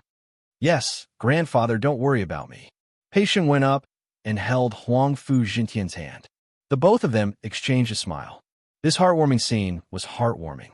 However, there were also people who were so angry that they gritted their teeth. Yiqing Luo's sharp senses detected a strange fluctuation in the air. She gave him a sidelong glance. He saw 3 figures standing behind the temporarily built withered tree. Huangfu Fengyan was glaring at them with hatred. The fierceness and hatred in his eyes. It was as if it wished to swallow them whole. A powerful aura spread out. Naturally, it attracted the attention of the others. When Huangfu Jintian looked over and saw Huangfu Fengyan's savage and warped face, his face instantly darkened. Evil creature. Huangfu Jintian was unable to restrain his rage and grunted coldly. What are you glaring at? Did I punish you wrongly? Huangfu Fengyan instinctively shrunk her neck when she heard Huangfu Jintian's voice, and she hid behind Big Brother and Third Brother. Huangfu Chi Fei's lips curled into a warm smile. No matter what grandfather does, it's always right. This time's matter is indeed Fengyan's fault. Towards grandfather's punishment, Fengyan doesn't dare to not accept it. Saying that, he lowered his head slightly and looked at Huangfu Fengyan as he appeased her in a warm voice. Fengyan, am I right? Chapter 39-32. Until Huangfu Fengyan was dragged out by Huangfu Qifei. Yiqing Luo then noticed. Huangfu Fengyan's temperament had undergone a huge change. Just 2 days ago when he saw her, she was still arrogant and domineering. It was as if she did not take these people from the Earth domain seriously and had a high and mighty attitude. But now, her entire body was shrouded in a layer of deathly aura. There was a deathly aura between his brows. The light in his eyes dimmed a lot. Wait a minute. Yiqing Luo narrowed her eyes slightly as she carefully sized up Huangfu Fengyan. After noticing something, she suddenly laughed out loud. His curved eyebrows were filled with mockery. Huangfu Fengyan's expression instantly darkened. His eyes were filled with uncontrollable resentment. If it wasn't for Huangfu Qifei holding her wrist tightly, she would have died. Perhaps Huangfu Fengyan almost couldn't control the anger in her heart as she pounced towards Yiqing Luo. Yiqing Luo seemed as though she couldn't see Huangfu Fengyan's madness. His laughter became more and more mocking. He didn't expect the old man to be so ruthless. The old man actually directly crippled more than half of Huangfu Fengyan's profound rank. Yes, most of them. Previously, Huangfu Fengyan's talent was passable, and she had the Huangfu bloodline. Moreover, she had been supported by many resources since she was young. Her profound rank was at least at the 7th or 8th level of the Sage Profound Realm. But the current Huangfu Fengyan, judging from the fluctuations of the profound waves on her body, I'm afraid he's only hovering around the sky Profound Realm. In fact, it was even showing signs of slipping. Profound sky. If they were placed in the Nirvana realm, they would be the best among the geniuses. However, Huangfu Fengyan was someone from the heaven realm. In the heavenly realm, even the lowly people were like dust. Their strength was probably above Huangfu Fengyan's. To the arrogant Huangfu Fengyan, this move was indeed the cruelest punishment. It was no wonder that Huangfu Fengyan was looking at them as if they were her father's murderer. No, even killing one's own father wouldn't have such a huge grudge. Slut. Looking at Yiqing Luo's ridiculing smile, Huangfu Fengyan was so infuriated that her eyes turned red. She struggled to pounce towards Yiqing Luo. His face was hideous and terrifying. Shut up. Huangfu Jintian berated angrily. Looks like the punishment I gave you isn't enough. You still don't understand etiquette, right? Grandfather. Huangfu Fengyan was angered to the point of tears before he could finish. She was forcefully pulled back by Huangfu Qifei. Huangfu Qifei shook his head at her, then said gently, Grandpa, it's getting late. Let's return to the heaven realm first. Huangfu Jintian grunted coldly and didn't even want to take another glance at Huangfu Fengyan. He gave Pei Sheng a few instructions. Huangfu Jintian led the 3 of them away from Treasure Gathering Hall. Before leaving, Yiqing Luo noticed that Huangfu Qifei's indistinct vision fell onto her. That gaze made Yiqing Luo feel uncomfortable. In a Huangfu trio, she couldn't see through him at all. It was this Huangfu, 3rd young master Huangfu Qifei, compared to young master Huangfu Dongyu. This 3rd young master was the truly difficult person to deal with. Moreover, it could be seen, although Huangfu Dongyu was the eldest young master, he still followed Huangfu Qifei's opinion. Earlier, Huang Fuqi Fei's meaningful gaze, what did it mean? Why? After Zhu Wu Xen left, you can't bear to let those few trashes from the Huangfu family leave. Above her head, a man's deep voice floated down, with a smile yet not a smile tone. The sense of danger was extremely thick. All right, a jealous man couldn't be offended. Chapter 39-33. Glancing at the group of people around, it was obvious that they were waiting for a good show. Yi Qing Luo's lips curled. Suddenly, she stretched out her arms and hooked onto Mo Xian's neck, putting all her body weight on the man. She raised her head and looked at Mo Xian with a smile. "The Overlord, are you so unconfident in your own charm?" Saying that, her slender fingers had already clasped the man's chin. The smile on the corner of her mouth was like a rogue who teased a good family man. She tilted her head and her voice became gentler. "At present, the Overlord's face is my favorite face, and it is also this face that makes me captivated. So captivated that I can't see anyone else." She sighed helplessly and said, "Tell me, I have you, a little devil. Who else can I not bear to part with?" The crowd who were watching the show immediately burst out laughing. One by one, they gave a thumbs up, so impressed that they simply couldn't say a word. Yi Qing Luo ignored that group of people, hooked onto Mo Xian's neck, and kept swaying her body. "Little beauty, do you think what I said is reasonable?" Mo Xian's eyes became darker and darker.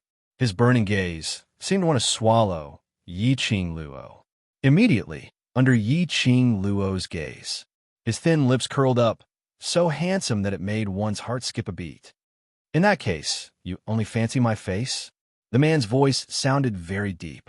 Yi Qing Luo released his chin and stuffed herself into the man's arms. The corners of her lips curled up. "How can you say it in such a superficial way? You originally belonged to me." Mo Xian's brows rose, but he didn't say another word. Yi Qing Luo hugged his waist again. "Looks like it's time for you to prove your charm." She moved closer to his ear and whispered these words. It was completely hinting at something. Mo Xian heard that. His eyes deepened a few notches. He even used that meaningful, seductive peach blossom eyes to stare deeply at her for a while. Yi Qing Luo's legs went soft from that gaze. Somehow she felt as if she had consciously jumped into the pit that the man had dug. However, the jealous man was finally appeased. The way the two of them treated the onlookers like air had deeply provoked the crowd. Zhou Mo was the first to flip the table and leave with Kitty Li in his arms. Right at this moment, a slender figure walked over from outside the treasure-gathering hall. "Little Qingwu, I'm telling you, don't ever go in. Go in and be abused." When Zhou Mo saw the person coming, he immediately complained bitterly. Jun Qingwu glanced at Zhou Mo indifferently. She ignored him and walked straight into the inner courtyard. The minute Yi Qing Luo saw Jun Qingwu, she happily went forward to welcome her. His gaze fell on her hand. Jun Qingwu was holding a letter. "Letter? Your letter." Jun Qingwu handed the letter to her. "Mine?" Yi Qing Luo was puzzled. Who had specially asked Jun Qingwu to send her a letter? "Your old acquaintance." Jun Qingwu glanced at the letter. Her meaning was, "Look at it yourself. You'll know once you read it." Yi Qing Luo opened the letter suspiciously. When she saw the name on the letter, her pupils suddenly shrank. Miao Ji. It was a letter from Miao Ji. The Miao tribe's holy maiden from the Miao Gu clan was Miao Yi's aunt. At that time, Miao Ji had ascended to the earth realm. Miao Yi had inherited the Miao tribe's holy maiden's position. She had not expected that Miao Ji would actually write her a letter. After reading the contents of the letter, she put the letter down. Mo Yuing immediately asked, "What did she say?" Yi Qing Luo was stunned. Mo Yuing had always been someone who didn't put anything to heart. But now she took the initiative to ask about Miao Ji. Chapter 39-34. Zhanhe, did something happen to him? Yi Qing Luo's pupils suddenly constricted. The goo poison in Long Yunzhan's body was still lingering in his body.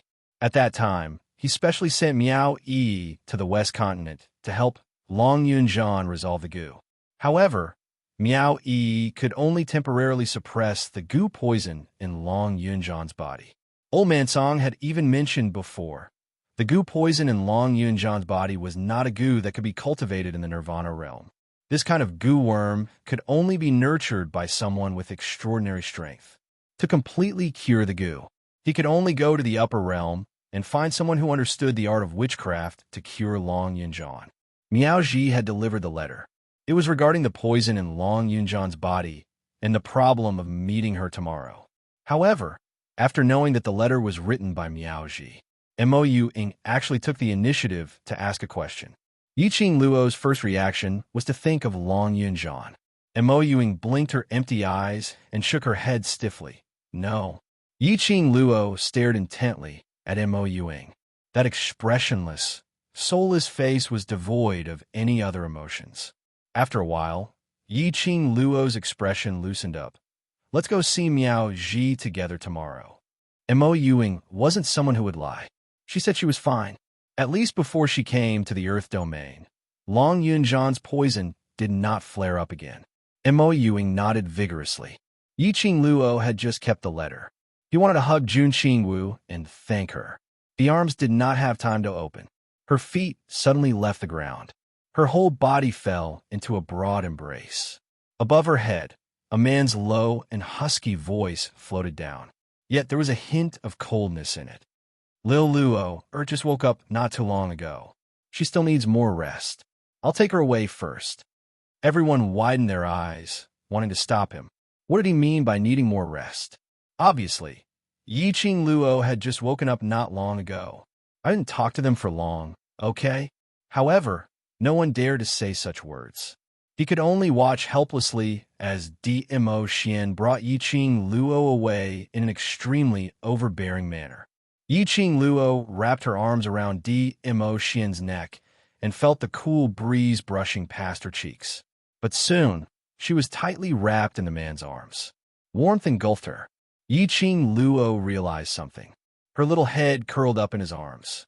As soon as he arrived, he entered his room. Yiqing Luo's back fell onto the soft bedding. The man's warm air pressure hit her face. Yiqing Luo hurriedly stretched out her hand and blocked Dmo Xian's chest. As soon as he raised his head, he was met with a pair of obsidian eyes that were deep and filled with emotion. Her heart skipped a beat. Her cheeks were also flushed red. Didn't you say that I just woke up and need more rest? What are you doing? Yiqing Luo raised her brows. Her fingers caressed the man's brows and gently traced. Dmo Xian narrowed his eyes as he glanced at the fingers that were moving around on his face. His lips curled up devilishly. You're still more adorable when you're lying down. Yiqing Luo. These words, why did it sound so horrifying? Don't make it sound like I'm a necrophiliac, okay? There was something wrong with this scene. Dmo Xian gave a low chuckle, but there wasn't any mirth in his eyes. You who is lying down, there's only me by your side. His voice was very deep. It was so deep that it made one's heart felt constricted. Yiqing Luo was just about to say something. Chapter 39-35. I don't want to appear so petty. He buried his head in between her neck as his voice was very low and a little fuzzy, but she could hear the gloominess in his tone. Lil Luo, do you feel that my possessiveness is very scary? His voice turned deeper and deeper. I obviously know that there's nothing going on between you and him, but seeing the way he looks at you, the attitude he has towards you, I just want to hold you in my arms. Just want you to belong to me alone. The man's voice, word by word, was clearly transmitted into Yiqing Luo's ears. Yiqing Luo's pupils suddenly constricted as her eyelashes started to tremble. She stretched out her hands and hooked onto Dmo Xian's neck, hugging him back. I know how you feel. She hugged the man tightly as her eyes turned slightly red. A long time ago I said, I don't hate your possessiveness. You want to own me because you care about me, That's why you want me to belong to you alone. How would she not know? Her, Xian, had taken care of her feelings. How much pain had he suffered? How many times had she relied on Xian's pampering to do things that made Xian worried. Yiqing Luo cupped his face as a light kiss fell on his face. This kind of possessiveness, I don't find it scary at all because I feel the same. Finally, her kiss fell on Dmo Xian's lips. Like a dragonfly touching the water, it moved away. Her hands cupped his face, pressing her forehead against his. Xian, our feelings are the same. Because they loved each other, so they cared, so they wanted to own him. Yiqing Luo buried her head in his chest again as she whispered softly, telling Dmo Xian everything that she had said to Chu Wu Xian earlier. Finally, she raised her little head, her chin resting on his chest as she gazed at his clean chin. Say, what did he mean by be careful of the people around you? To sow discord. His hand brushed Yiqing Luo's fine hair as Dmo Xian answered lazily. Yiqing Luo used her head to knock him. We're talking about serious matters. Be more serious. Dmo Xian's voice became even fainter with a trace of indifference. I'm very serious. Although that was the case. But the man's hand had already landed on her waist. His body turned slightly cold. Her robe was scattered on the side of the bed. Yiqing Luo was so angry that she laughed. Her little hand stopped the man. What kind of decency is this? Loosening his robe halfway, Dmo Xian propped himself up, and his good-looking face was imprinted right in front of her eyes. Why don't you tell me? How did I become indecent? Yiqing Luo, why don't you tell me what you're doing now? Is considered decent. Could he move away from her and say those words with a straight face?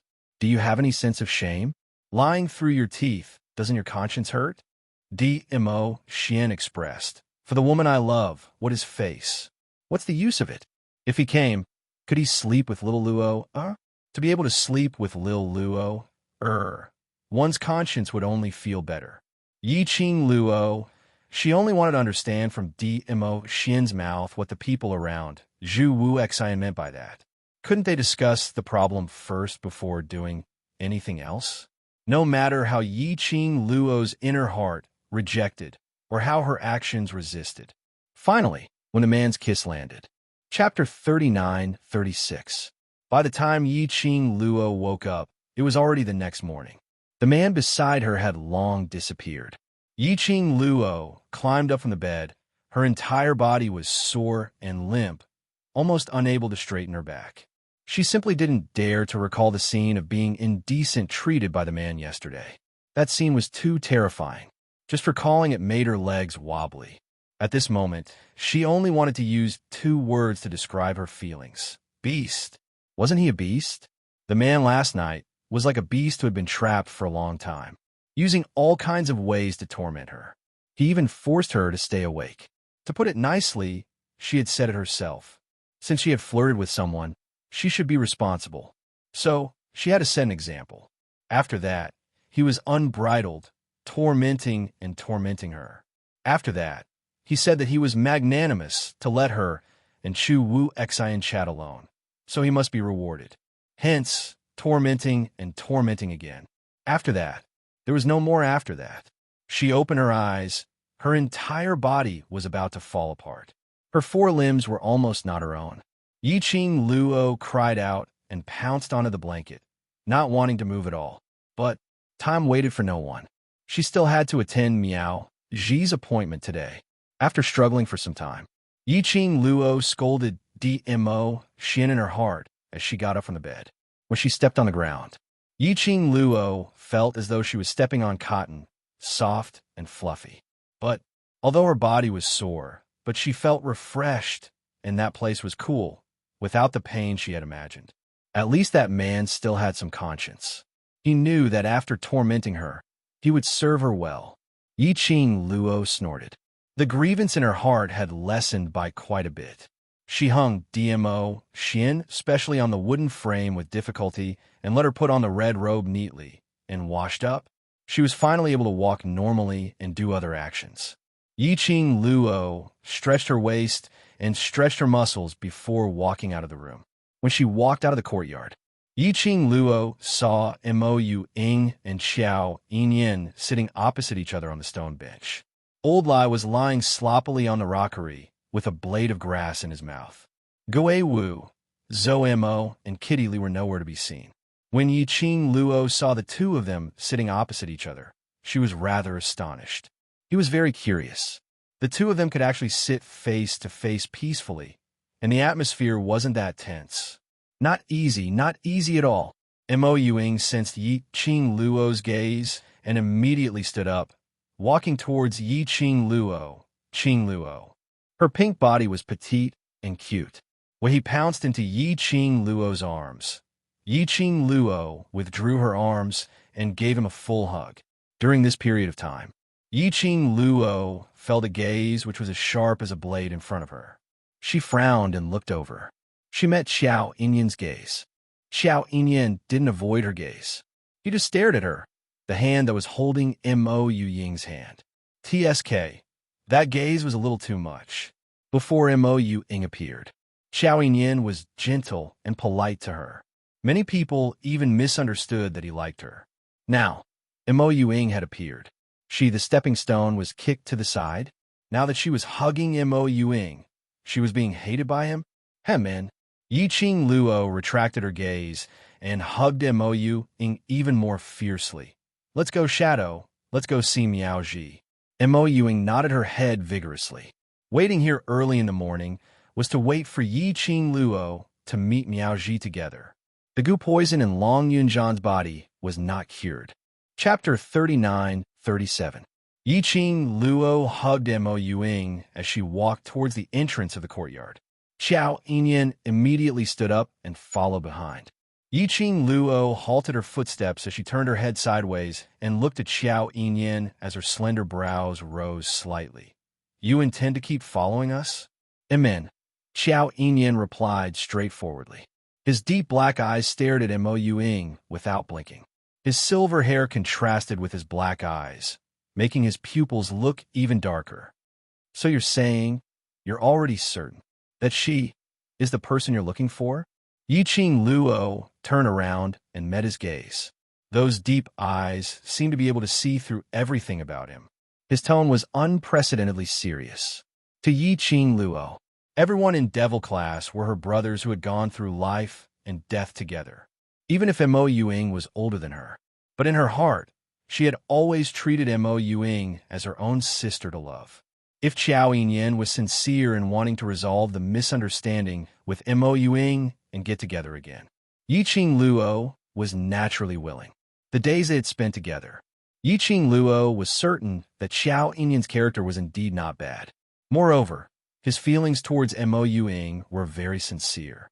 But the prerequisite was that he could really resolve the misunderstanding between him and Mo Yuying, and not with other cliché motives. Xiao Yinyan's gaze didn't even blink, but his gaze became much gentler. Right? One word, clean and crisp, which also explained his attitude. Yi Qing Luo raised her brows as she hugged Mo Yuying and turned around as she walked out of the courtyard's main entrance. Her voice was slightly indifferent and calm, but her tone was filled with unquestionable might. Then remember what you said today. Xiao Yinyan didn't reply as he followed behind her slowly. Old Lai leapt down from the rockery as he pounced over. There's such a lively place. How can you not bring me along? Yi Qing Luo rolled her eyes at the old man who came up to her. After wandering for so long, you're not intending to return to Hell Palace? She realized. Why was there always a bunch of old urchins surrounding her?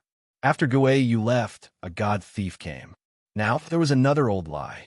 Previously, they were still in a life and death situation with Hell Palace. Now, Hell Palace had become her acting cool backing. This world was really too complicated. Yi Qing Luo was unable to keep up with this pace. Why would I want to go back to the Underworld Palace? It's so boring. There's so many interesting things to do with you. I don't want to go back. Lao Lai shook his head decisively. He looked as if he would risk his life to follow her. You can follow me, but don't create any trouble. Yi Qing Luo couldn't be bothered to persuade Old Lai. With Old Lai following him, many things would indeed be more convenient. At the very least, those who wanted to curry favor with him. They were afraid of Old Lai, so they did not dare to rush forward and surround her. In a relatively remote inn, Yiqing Luo's group had just arrived when a waiter went up to welcome them, leading them to the most corner of the private room. Yiqing Luo had just walked in when she saw Miao Ji standing by the window, deep in thought. Miao Ji, who had not been seen for a long time, was no longer wearing the complicated and intricate clothing she wore when she was in the Miao tribe. Instead, she was wearing a long green robe. Her black hair was tied up with a wooden hairpin. It made her look as gentle as water. Even the dignified and noble aura she exuded when she was at the Miaogu clan had become extremely gentle. Yiqing Luo didn't recognize the person in front of her for a moment. It was Miao Ji who heard the door opening as she regained her senses from her deep thoughts. She gave a gentle smile towards Yiqing Luo. Qing Luo, long time no see. Chapter 39-38. Miao Ji smiled gently. Why, didn't you come specially for my appointment?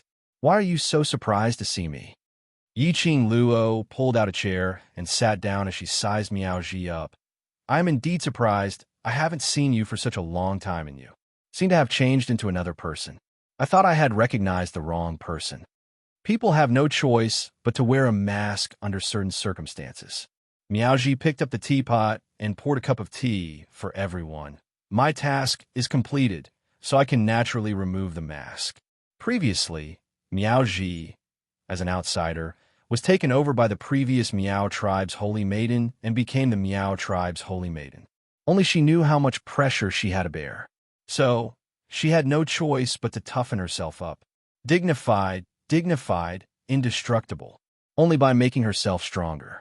Only by making herself stronger could she deter those who had ill intentions. Now, she had already retreated unscathed to the heaven realm and was living a carefree life.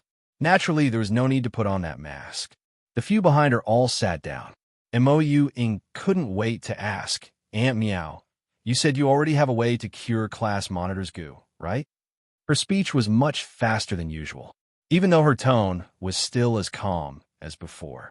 But she could feel the fear and uneasiness in her heart. Hearing this voice, Miao Ji frowned slightly as she looked at Mou Ying. When she met Mou Ying's eyes, her pupils suddenly shrank. Even his face had turned a few shades paler. What's the matter? Yiqing Luo noticed the change in Miao Ji's expression. Miao Ji stretched out her hand and held Mou Ying's wrist.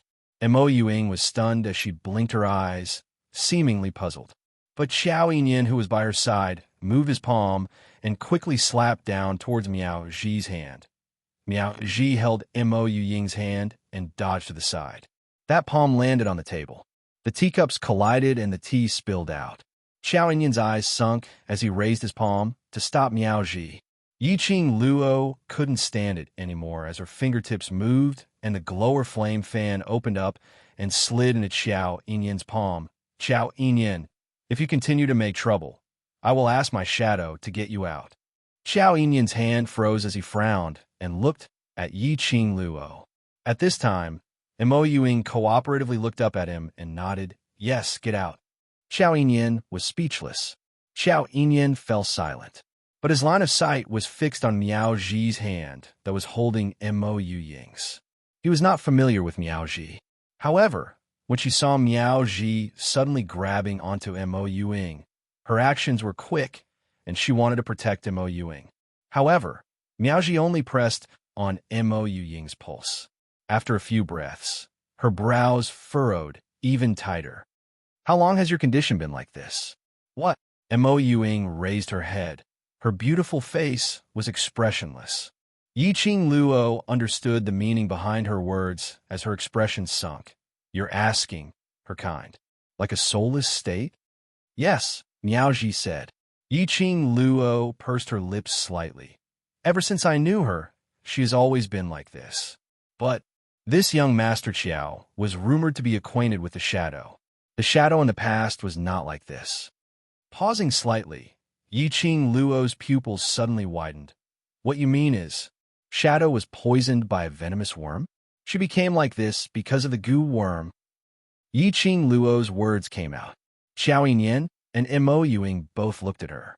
Then, they looked at Miao Ji in unison. Poisoned by a venomous worm? Chapter 39:39. Miao Ji, who was being stared at by several pairs of eyes, quickly let go of Mo Yu Ying's wrist and shook her head. Her condition doesn't seem like she was poisoned. Yi Qing Luo heaved a sigh of relief. You made the atmosphere so serious if it's not. But before she could catch her breath, Miao Ji changed the topic again. The expression on her face was serious and serious. Her condition may be more troublesome than being poisoned. Troublesome? What do you mean? Do you know why she became like this? Xiao Yinyan was the most agitated as he stood up and stared at Miao Ji. Yi Qing Luo glanced at Xiao Yinyan and raised her hand to block in front of him. He lowered his eyes and looked at Yi Qing Luo's wrist. His cold expression became even colder. Even his gaze towards Yi Qing Luo had turned colder by a few notches. But Yi Qing Luo's hand still didn't move. Both sides fought for a moment. Xiao Yinyan gritted his teeth and clenched his fists as he sat down. But the pressure around him was so low that the surrounding air was slightly condensed. Aunt Miao, you don't have to care about him. Yi Qing Luo held Mo Yu Ying's hand and looked at Miao Ji seriously. You said, the shadow is more troublesome than being poisoned. What's going on? If she is poisoned, I can still help and find those seniors to research. But her condition doesn't seem to be poisoned, but more like being possessed. Possessed? Yi Qing Luo was stunned. Did she hear it wrongly? Possessed? Her first reaction was being possessed by a ghost. But this was obviously impossible. It wasn't that there were no ghosts in this strange world. To be more precise, the so-called ghosts were all spiritual bodies. For example, the old man song in her azure dew bracelet was also considered a type of ghost. As for profound practitioners like them, they were able to interact with spirits. So how could they be bewitched? I'm not talking about being harassed by other spiritual bodies or anything else. Miaoji stared at Mo Yuing for a while. I'm not too sure, but her condition seems like she has lost her soul. 3 souls and 6 spirits? If a person lost their soul, wouldn't they be a corpse? Although Mo Yuing looked like a puppet without a soul.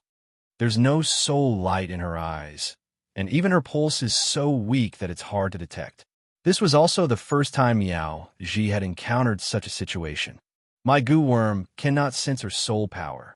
Yi Qing Luo pursed her lips tightly as she glanced sideways at the girl beside her. He couldn't believe it. This girl who would call her Qing Luo, who would fight for a favor, and even requested for kisses and hugs. It would be a puppet without a soul. Then, is there any way to retrieve her soul? Xiao Yinyan, who was ordered to sit by the side by Yi Qing Luo, opened his mouth hoarsely. His tone was filled with suppressed pain. Ever since he knew that Mo Yu Ying's memory was a mess, and she had completely forgotten about him, Xiao Yinyan's heart had always been in a mess. Now, he finally got his answer. Mo Yu Ying didn't forget about him. Instead, he had lost his soul and all his memories. As long as he could find Mo Yu Ying's soul, Mo Yu Ying would definitely remember him. Miao Ji sighed. This, I'm not sure. Yi Qing Luo swallowed the words that were in her mouth. She was clear that Miao Ji only specialized in goo poison. The reason why she could tell that Mo Yu Ying had lost her soul. Chapter 39:40. Mo Yu Ying's soul. Perhaps only by going to the Godless Island would he be able to get the answer. Yi Qing Luo had an intuition. Mo Yu Ying becoming like this was definitely related to Godless Island. There was definitely something wrong with the so-called island owner of Godless Island. TSK, a way to search for souls, old Lai, who had been leaning on the chair and playing with the teacup in boredom, suddenly spoke. He put down the teacup and looked at Yi Qing Luo smilingly. I do. He smiled. The frightening scar on his face was even more shocking. The flesh that was sent flying was still moving. Yi Qing Luo's expression didn't change at all. Speak. Old Lai leaned over and looked as if he was presenting a treasure. There's nothing our underworld palace can't do. I can tell you the method to search for souls. However, this information can be considered as the underworld palace repaying the debt they owed you. As he spoke, he rubbed his hands together. How is it? Then let's see if your idea is reliable or not. Yi Qing Luo rubbed her chin. Lao Lai proudly raised his chin and said, "How can my method be unreliable? How can someone from my hell sect be unreliable?" As he spoke, he lowered his voice again. Finding a soul can actually be said to be difficult. Have you heard of the ocean water divine armament? Vast water divine weapon? Yi Ching Luo's brows twitched. Before he could say anything, Qiao Yinyan asked anxiously, "You're talking about the azure water divine artifact that was sealed by the divine emperor before he passed away? It's rumored that there are 5 vast water divine weapons." Old Lai nodded. "It's that vast water divine weapon. As long as he gathered all 5 divine artifacts, he would be able to call the wind and summon the rain, summoning the gods and ghosts. Not to mention finding the 3 souls and 7 spirits. But according to the rumors of my Qiao family's ancestors, if we gather all 5 vast water divine artifacts and offer the blood of the descendant of the divine emperor as a sacrifice to the heavens, we can open the seal to the divine emperor's tomb." Qiao Yinyan said doubtfully. "That's right. That's why I said that he could even undo the seal on the tomb of the god emperor.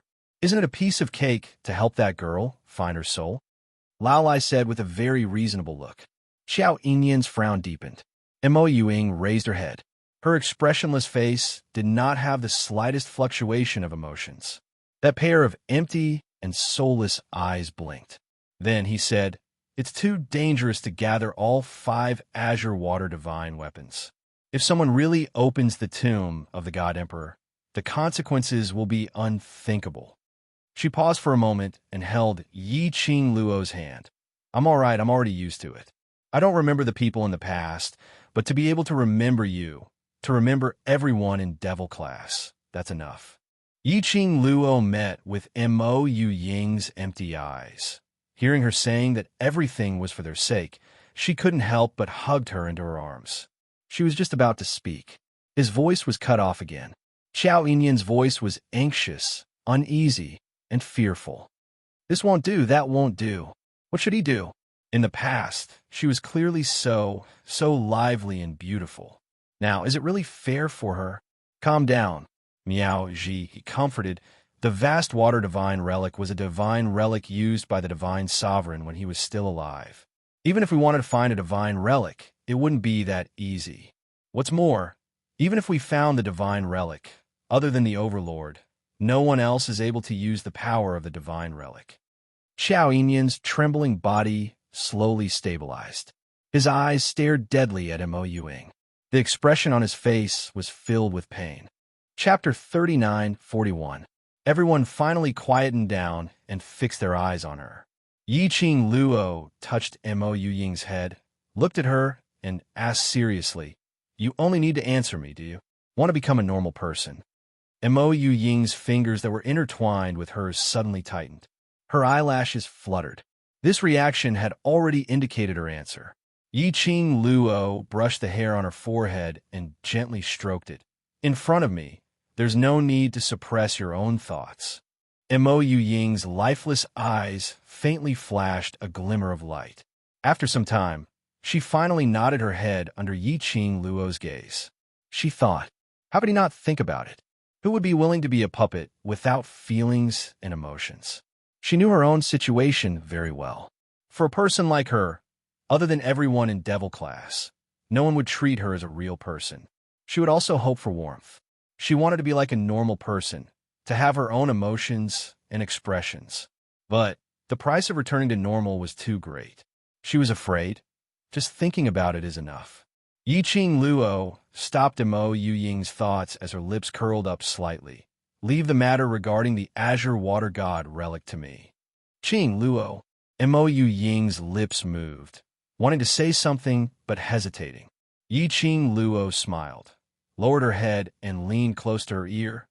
"Don't feel guilty. It's not only because of you. My original intention was to gather all the Tsang Shui artifacts." Mo Yuing still wanted to say something. Yi Ching Luo had already patted her head as she widened the distance between them. To prevent Mo Yuing from blaming herself for the Tsang Shui artifact again, Yi Ching Luo changed the topic. "Aunt Miao, let's not talk about this matter for now. Yesterday you wrote in the letter that you already have a way to cure Ajan's goo. Is that true? Long Yunjian was mentioned. Mo Yu Ying's attention was indeed diverted. Miao Jiwei was stunned for a moment before remembering her purpose of coming here today. To be honest, I'm not too sure myself. Yiqing Luo wasn't disappointed. The poison that was placed on Long Yunjian's body was a poison from the upper realm. Naturally, it wasn't that easy to solve. As long as there was a glimmer of hope, it was better than having no hope at all. So, that means that you already know just what is the goo poison in Ajan's body? She asked. Miaoji nodded with a serious expression. Based on what Yi told me, the goo poison in Sir Long's body should be the most powerful goo poison in the heaven realm, the heart-devouring goo. Witchcraft family? The best of witchcraft? Heart-devouring insect? Listening to these heavy blows falling one after another, Yiqing Luo was extremely shocked. She had heard about this witchcraft family from Old Man's song. This witchcraft, compared to the Miaogu clan, it was of an unknown number of times higher level. They could be considered as the largest venomous insect clan in the upper realm. He was also in existence that many large forces were unwilling to provoke. Not wanting to provoke them and not wanting to provoke the Underworld Palace were two completely different concepts. The people from the Underworld Palace were a bunch of lunatics. They were clearly fighting head-on and causing a ruckus. If they provoked the Miaogu aristocrat clan, he might just die for no reason. He didn't even know how he died. It was very strange. Heart-devouring goo. That is an extremely precious kind of goo. It can be said that in the entire witchcraft family, there are less than 10 of them. Those are all peerless gray goo worms which have been nurtured for 100 years. When Miao Ji said this, her tone was filled with admiration. Chapter 39:42. Listening to Miao Ji's explanation, Yiqing Luo was shocked. 100 years of nurturing witchcraft's best, peerless worm was planted on Long Yunjian, witchcraft aristocratic family, or who had such deep hatred towards Long Yunjian. No matter if it was the witchcraft aristocratic family or someone else, the person who planted the worm on Long Yunjian was absolutely not a small character. The entire witchcraft aristocratic family had less than 10 heart-devouring worms, and it was planted on a young man with amnesia. Wait, amnesia? Yiqing Luo's pupils contracted. Long Yunjian's amnesia. Could it be related to this heart-devouring worm? Human dragon clan. Long Yunjian, and the witchcraft aristocratic family. Looked like it involved a lot of people. Yiqing Luo squinted her eyes slightly as a glint flashed past her eyes. Qing Luo, I specially asked you out today to tell you that this heart-devouring worm has no cure. Miaoji looked at Yiqing Luo's expression and couldn't bear it, but she had to make things clear. Yiqing Luo was stunned as she suddenly raised her head. Didn't you say you have a way? The only way I can think of is... Miaoji paused, took a deep breath, and said word by word, while the heart-devouring worm hasn't acted up, kill the person who is poisoned. Impossible. Yiqing Luo rejected without thinking. Kill Long Yunjian? How could that be possible? If Long Yunjian was really poisoned and wanted to kill him to free him. Earlier when Long Yunjian's poison acted up and hurt Yin Xiao Yi, she would have already taken action. Long Yunjian was her brother, her companion. No matter what, she would never give up on anyone. Other than this, there's no other way. Miaoji sighed. I know, to you this is a very painful thing, but actually, he is feeling more pain than you. Miaoji looked at the young lady whose petite body started to tremble as her voice became gentler. I know how you feel. If it wasn't for the fact that I can't think of any other way, I would definitely not suggest this to you. She stretched out her hand and placed it on the young lady's clenched fist. The terror of the heart-devouring parasite lies in its ability to slowly devour a person's heart, soul, consciousness, and everything that belongs to the victim. In the end, not even bones will be left of the victim.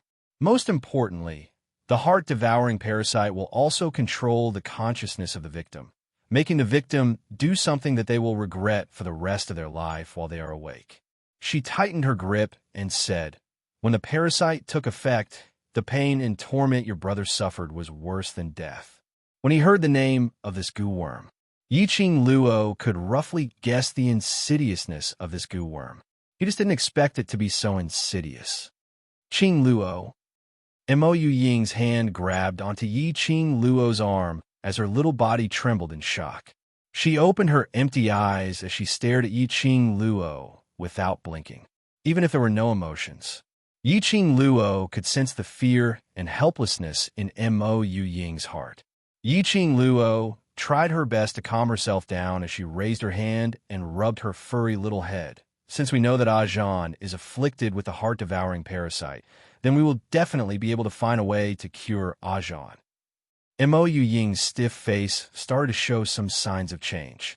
Then she nodded her head vigorously. Both her hands grabbed tightly onto Yiqing Luo's arm. Sigh. Miao Ji sighed helplessly. I knew you would say that. Chapter 39:43. Miao Ji let go of her hand. I will continue to think of a way. You should consider it well. Regarding Yiqing Luo's choice. When Miao Ji mentioned it, she had already thought of this outcome. But even if she knew, she still had to say out this cruel method because she was responsible for Yiqing Luo. But the final decision was still up to them. She found out that Mo Ying had lost her soul. She found out about the terror of the heart-devouring parasite and the incurable parasite. Yiqing Luo's mood was extremely heavy. Miao Ji let out a long sigh and gave her a few more reminders before she left. Before she left, she specially handed Mo Ying a letter for her to pass to Miao Yi. After Miao Ji left, the few people in the private room had different emotions. Yiqing Luo and Mo Ying's minds were filled with Long Yunjian and the heart-devouring parasite. As for Qiao Yinyan, his mind was filled with searching for Mo Ying's lost soul and awakening her memory. His expression was complicated as he stared at Mo Ying in pain. Only Old Lai didn't seem to feel the gloomy atmosphere at all. After Miao Ji left, he went up to Yiqing Luo, and his eyes lit up. Madam D, you said I will pass the Azure Water Divine Relic to you. Does that mean you intend to collect all 5 pieces of Azure Water Divine Relic? Saying that, he gave a sneaky smile. If I remember correctly, Madam D seems to have the Azure Water Divine Relic on you. When you collect all the Azure Water Divine Relic, can you bring me along? Let me have a look at the legendary Azure Water Divine Relic. Old Lai rubbed his hands as he spoke. That terrifying scar on his face was trembling so much that the red flesh was flying. The more he smiled, the more ferocious he looked. Yiqing Luo didn't want to bother about him. Old Lai went nearer instead. His nagging was like a fly buzzing around her ear. Qiao Yinyan couldn't take it anymore as he pressed his palm on Old Lai's head. Old Lai fell onto the ground. He fell flat on his face. Can't you see that we are in trouble? Qiao Yinyan was irritated and his expression was dark. Old Lai rubbed his face as he got up from the ground. Didn't I give you an idea? Qiao Yinyan didn't even look at Lao Lai. He suddenly reached out and grabbed Mo Ying's wrist. You, come out with me for a while. Mo Ying didn't have time to react. Qiao Yinyan had already dragged her to the door. The room door closed, and there was only Yiqing Luo and Old Lai left in the room. Lao Lai obviously wanted to be mischievous again, but seeing Yiqing Luo's gloomy expression, he rubbed his sore butt. Finally, he snorted loudly to show that he was angry. Then he jumped out from the window and flew away. Yiqing Luo, forget it. When Old Lai knows that no one is coaxing him, he will come back obediently. What are you doing? Mo Ying's arm was in pain from his grip, but she didn't struggle. It was only when they reached a corner of the corridor that Qiao Yinyan stopped in his tracks. With one hand, he pulled the girl into his embrace. What's your relationship with that man called Ajan? He could tell. No matter if it was Yiqing Luo or Mo Ying, they both cared about that man. Yiqing Luo obviously treated him as a brother. But Mo Ying, the attention she paid to that man was obviously different. So much that she didn't even care about the fact that she didn't have 3 souls and 7 spirits. She only wanted to know how to cure that man's goo. She even frowned because of that man. Qiao Yinyan had been suppressing his emotions. Chapter 39:44. She was obviously so cold towards him. Even when she spoke, she would only reply after a long time. as though she didn't care about him at all. The reason why she cared about him was because he was Yi Qing Luo's friend. This feeling had been accumulating in the depths of Qiao Yinyan's heart. This time, after he felt that Mo Yuing had a different attitude toward another man, he completely exploded. Qiao Yinyan held onto her hand as he stared deadly at her. He wanted to transmit his inner feelings to her. But Mo Yuing was expressionless. There was no trace of emotion in her empty eyes. She didn't reply. Their eyes met. After some time, Qiao Yinyan felt a sense of defeat. He shut his eyes tightly and slowly released the hand which was holding Mo Yuying's hand. His shoulders drooped down powerlessly. His back was bent, and he looked extremely dejected. He slowly took a few steps back and gazed deeply at Mo Yuying. Then, he slowly turned around. His feet staggered and swayed. It was as if something heavy had completely crushed him. Mo Yuying's empty eyes suddenly blinked. She stared at Qiao Yinyan's back view. His extremely black eyes flashed with a hint of dark and gloomy light. She lifted up the wrist, which was held by Qiao Yinyan. She lowered her eyes and stared at the place which was held by Qiao Yinyan. Then, she slowly pressed her hand on her chest. Just now, when Qiao Yinyan let go of her hand, the place on her chest seemed to hurt a little. That prickling feeling disappeared in a flash. Was it painful? Does she also have the feeling of pain? Mo Yuing looked at the place where her palm was pressed and raised her head stiffly, looking at the man's staggering, tall figure. Just now, the moment when he turned around to leave, her body actually had a reflexive desire to keep him. This was a strange and wonderful feeling. She had never felt this way before. Bam! Suddenly, there was a sound of a heavy object colliding in front. Mo Yuing looked over. In front, that man who couldn't even walk steadily crashed into the stone wall at the corner. He staggered and fell to the ground. As for him, he just sat on the ground. He had no intention of getting up at all. Mo Yuing subconsciously walked towards that person and squatted beside him. You can't move? Why are you sitting on the ground? Hearing this emotionless, machine-like voice, Luo Bingyun's heart skipped a beat. The man with the dog on his back suddenly turned his head and looked at her happily. Are you concerned about me? He grabbed her wrists with both hands. Her face was reflected in his eyes. Mo Yuing looked at her hands that were being grabbed and blinked her eyes. She stared at him and said, This is outside, and you are the young master of the Qiao family. Don't let others see you being rude. Qiao Yinyan's eyes were full of smiles. With Mo Yuying's support, he stood up. His gaze had been fixed on her from the beginning to the end. It was as if he wanted to absorb everything about her into the deepest part of his heart. Mo Yuing felt a little uncomfortable under his gaze. Just as he was about to say something, her wrist suddenly tightened. Her petite body was tightly held in Qiao Yinyan's arms. Mo Yuing was a little stiff, but she didn't struggle. Chapter 39:45. Mo Yuying's body stiffened, and she felt very uncomfortable. But he had to admit it. Qiao Yinyan held her in his arms. She could feel the warmth from Qiao Yinyan's body. She was not disgusted. He had no intention of resisting. On the contrary, something seemed to fill her heart. Mo Yuing didn't know what this feeling was, nor could she describe it. I won't ask anymore. I won't ask any questions that you don't want to answer. Qiao Yinyan tightened his grip on her, as if he was afraid that the person in front of him would disappear. That fearful and cautious look on her face. Mo Yuing blinked her empty eyes again. Soon after, she slowly raised her hands and imitated the way he hugged her, hugging his back. Qiao Yinyan's body stiffened. His muscles were all tensed up. Mo Yuing didn't notice the change in the man as she followed her first instinct and said word by word, The Zhan that Qing Luo mentioned is my class monitor. He is slowly. She told him about her relationship with Long Yinzhan. This was probably the most she had ever spoken in her memory. However, after the explanation, Qiao Yinyan's mood had obviously improved a lot. She did not continue to dwell on the matter of how much she had said. The next day, Mo Yuing then raised the matter of returning to Nirvana Realm to Yi Qing Luo. She came to the Earth Domain originally to help Yi Qing Luo. Now, he had finished helping her. He also obtained information about the goo worms in Long Yunzhan's body. Furthermore, she had been in the Earth Domain for a long time. if it didn't go back. The brothers of the World Mercenary Group were all worried to death. She still had to tell her brothers about the heart-devouring goo. Yiqing Luo didn't stop her.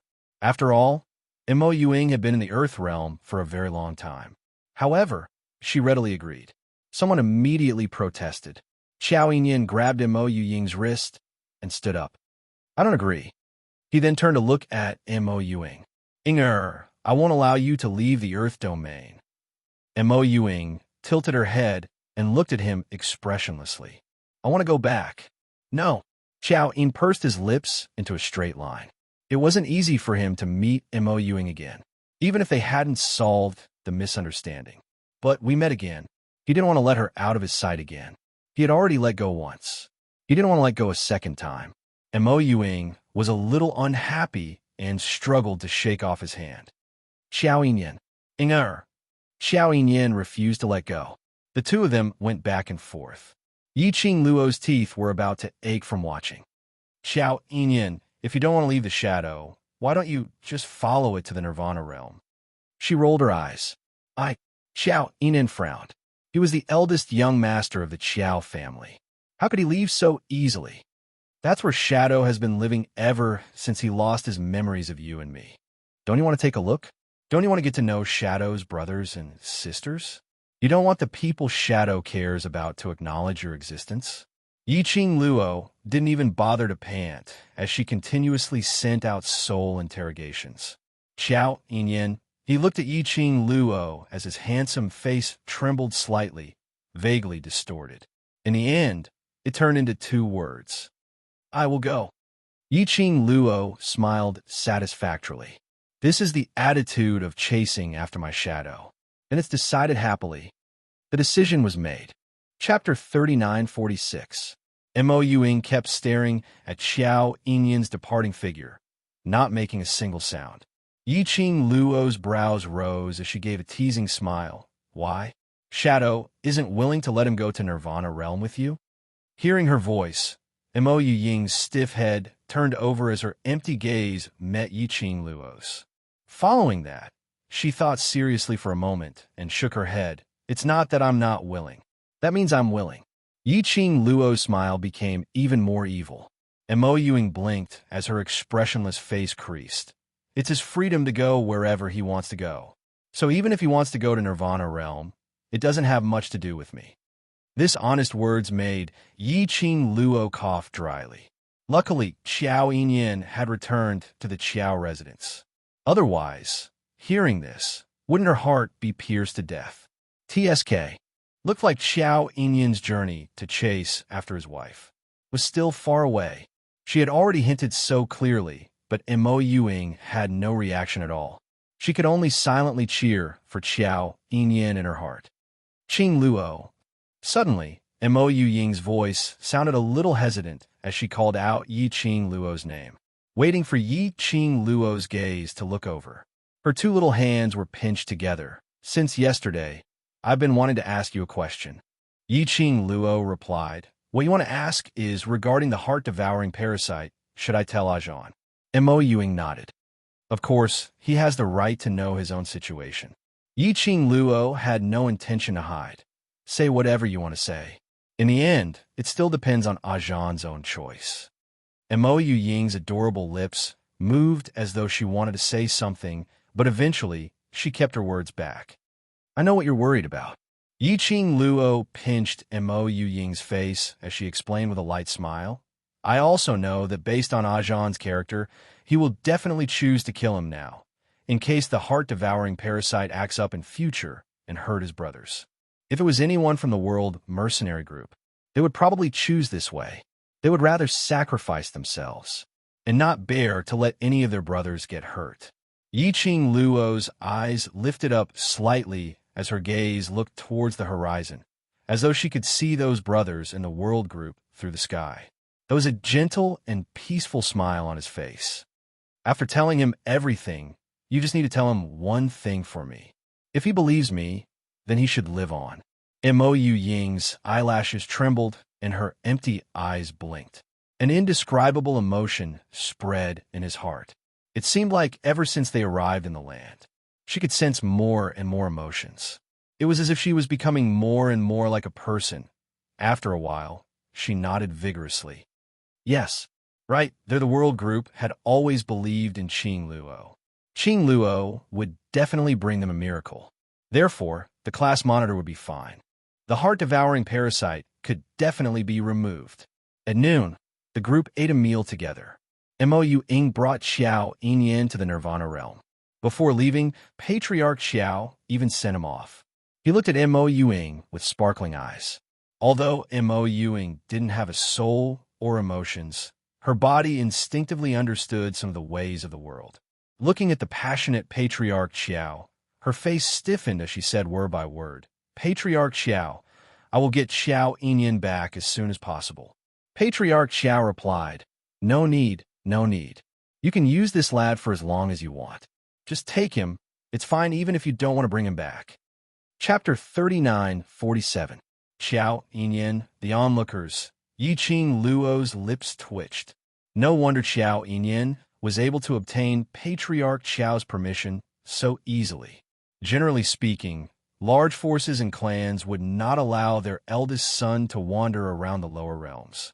To them, this was beneath their dignity. Furthermore, it was extremely risky for people from the Earth domain to head to the Nirvana realm. If the Historian of Balance and the others found out, it would be very difficult to deal with them. But Patriarch Xiao didn't even hesitate before he agreed to it. How afraid was Patriarch Xiao that his son couldn't find a wife? Previously, when he saw her, his eyes also lit up. Now that he saw Mo Ying, his eyes lit up. Could it be that to Patriarch Xiao, it was fine as long as it was a woman? After sending Mo Ying and Xiao Yinyan off with her eyes, Yiqing Luo turned back and hugged Kitty Li, rubbing her furry little head as she wailed. Speaking of this, we really haven't seen our brothers in the World Group for a long time. I really miss them. Yes, so, when will they be able to reach the Earth realm together? Kitty Li hugged Yiqing Luo back. A cold gaze was fixed on the two of them. Yiqing Luo directly ignored it as she hugged the soft kitten, comforting Shadow's reluctant heart as she sent him off very soon, especially after Shadow returns. They will definitely work harder to improve themselves, then come back to the Earth boundary to look for us. Their 3-month appointment was about to arrive. I hope when we meet again.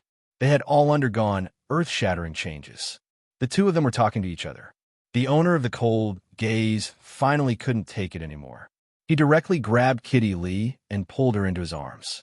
With an unfriendly expression, he said, Woman, if you feel lonely, go to your sovereign. Don't touch my little wild cat.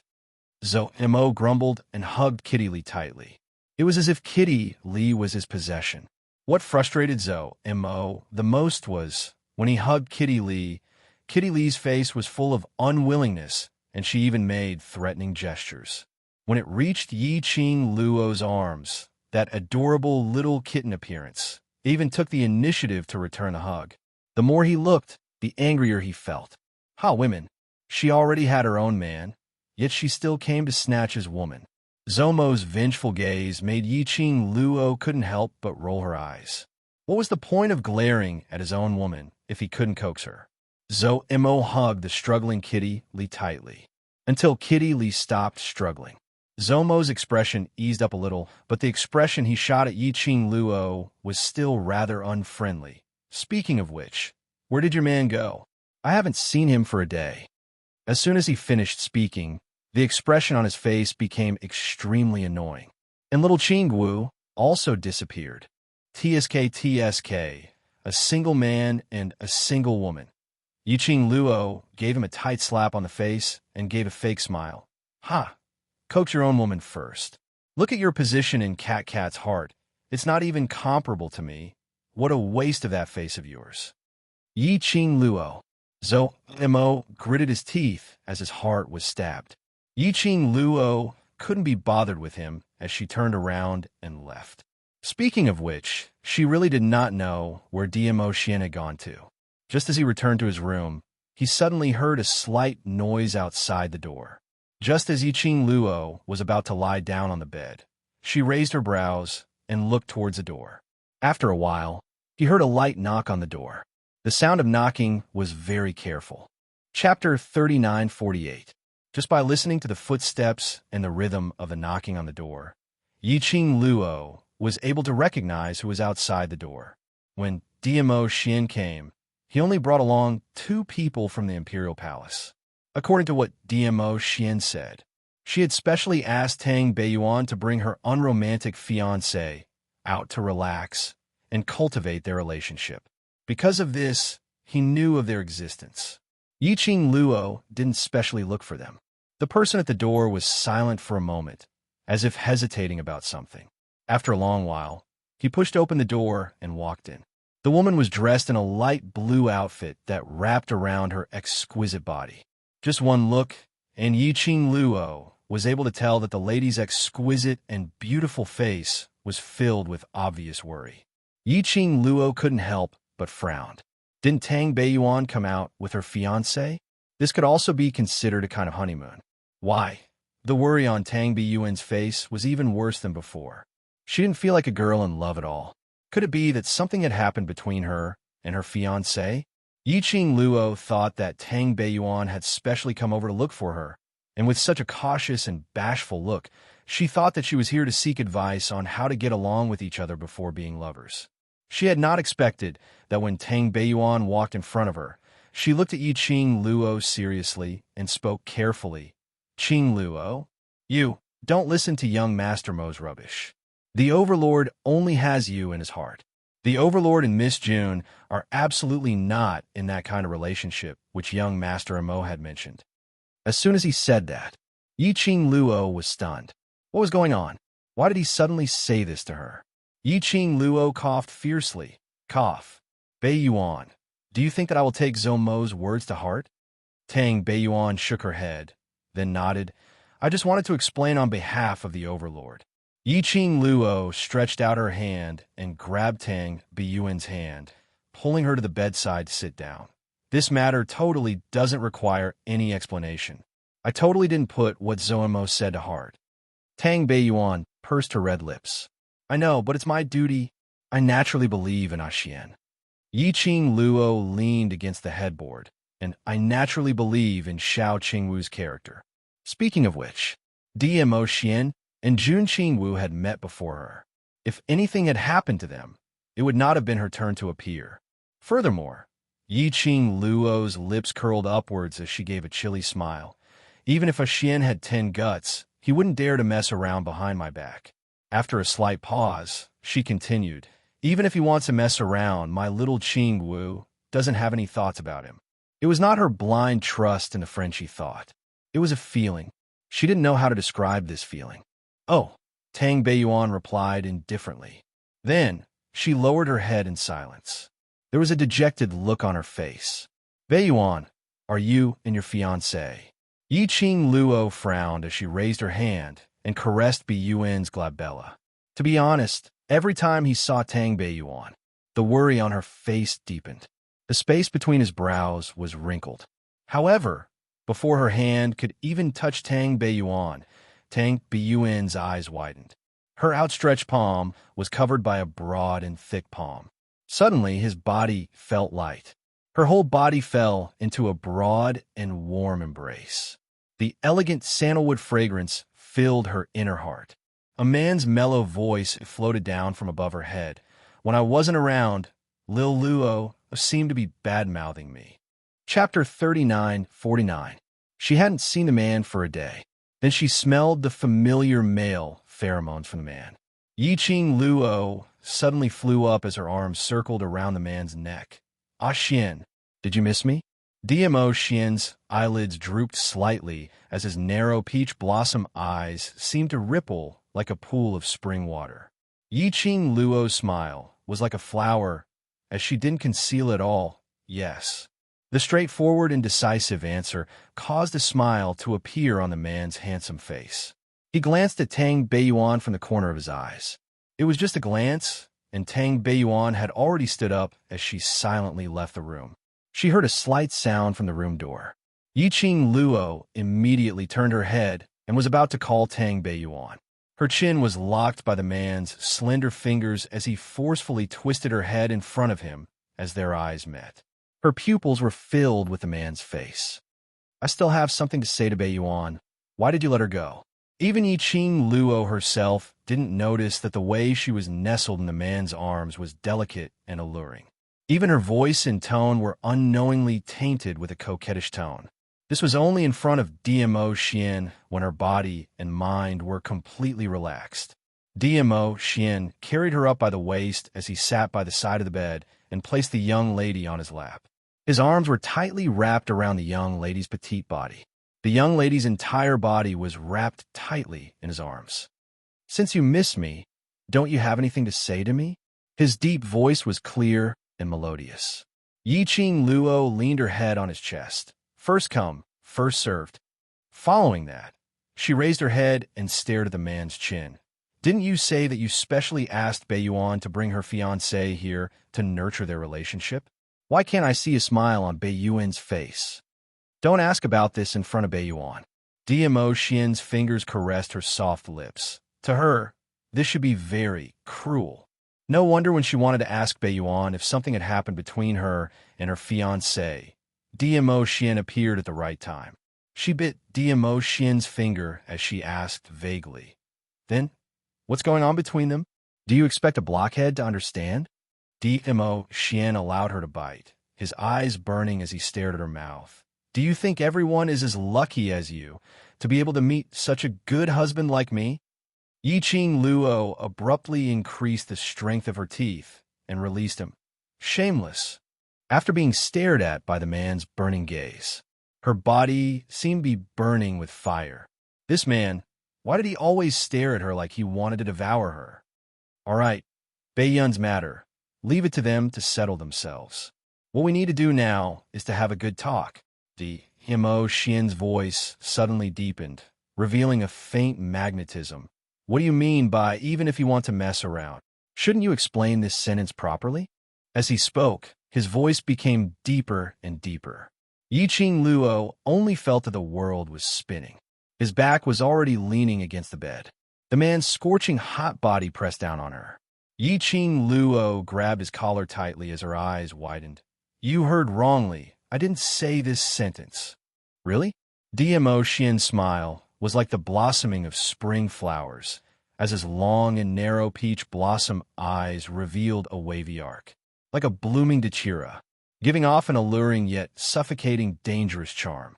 Chapter 3950. In your heart, am I someone who would mess around? Yiqing Luo wanted to avoid this question, but DMO Xian was overbearing. His warm breath even came directly to his face. Yiqing Luo's little body shrunk as she tried to move away from DMO Xian's confinement. The man's arm moved and locked onto her waist. Lil Luo, if you don't answer this question properly, you will be punished. DMO Xian gave an evil smile as his eyes were filled with evil. That evil made Yiqing Luo feel her whole body turning soft, especially her waist. Wasn't he already fed? Why was he still like this? As though he had been hungry for a long time. DMO Xian suddenly locked her hand and pressed it on the bed. He bent over, and his thin lips were already on her lips. Since you don't answer, then, let's start my punishment directly. Yiqing Luo, you didn't even give me a chance to answer. Normal people would never be able to understand the thoughts of a beast. Yiqing Luo fainted from the torment. She didn't know if she fainted for a while or for a long time. Yiqing Luo felt her sore body turning numb. Following that, she felt warmth spreading throughout her body. She sighed comfortably as she lazily lifted her eyelids. She then discovered that she was leaning against a bathtub. The warm water covered her neck. The temperature was just right. There was a fragrance that seemed to be able to cleanse the body and mind. The fragrance entered her nose, and her soul was purified. She closed her eyes comfortably as she felt drowsy. Suddenly, a hand covered her skin. The gentle touch washed the sweat on her body. Ah Xian! She yawned as she lazily lifted her eyelids and glanced at DMO Xian, who was behind her. Following that, her body moved and her head with water droplets came closer to the man's arms. It also soaked the man's clothes. Yiqing Luo smiled delightfully. DMO Xian looked at the young lady's tired face with that smile. He lovingly pinched her mischievous little face. He totally didn't care that his clothes were already soaked as he continued to gently wash the young lady's body. Yiqing Luo closed her eyes and leaned into the man's arms, enjoying his service. I haven't seen you for a day. What on earth did you and little Qing Wu do? Yiqing Luo's voice sounded lazy, with a tinge of a young lady's softness. DMO Xian chuckled softly. His melodious voice, in the midst of the mist, was a little more seductive. Why? Didn't you say that you absolutely trust her? I'm just curious and worried. Yiqing Luo rolled her eyes at him and purposely splashed some water on the man's face. He ran out without saying a word and didn't report back for a day and night, even if she knew that DMO Xian would be fine. But he would also worry. DMO Xian couldn't help but laugh at the young girl's childish actions. He lowered his voice and said with a chuckle, "Since it's already wet, I don't mind if it gets a little wetter." As the man's voice fell, her delicate body suddenly felt light. Then water splashed in the bathtub. The man's tall body fell into the bathtub. Yiqing Luo cried out softly as she hooked her arms around the man's neck. The man was only wearing a thin inner garment. He took a soak in the water and was dilly-dallied by the young lady again. It was already opened, revealing a large piece of skin. Their bodies were pressed together. DMO Xian hugged the young lady tightly and whispered in her ear, "It's my fault. There won't be a next time."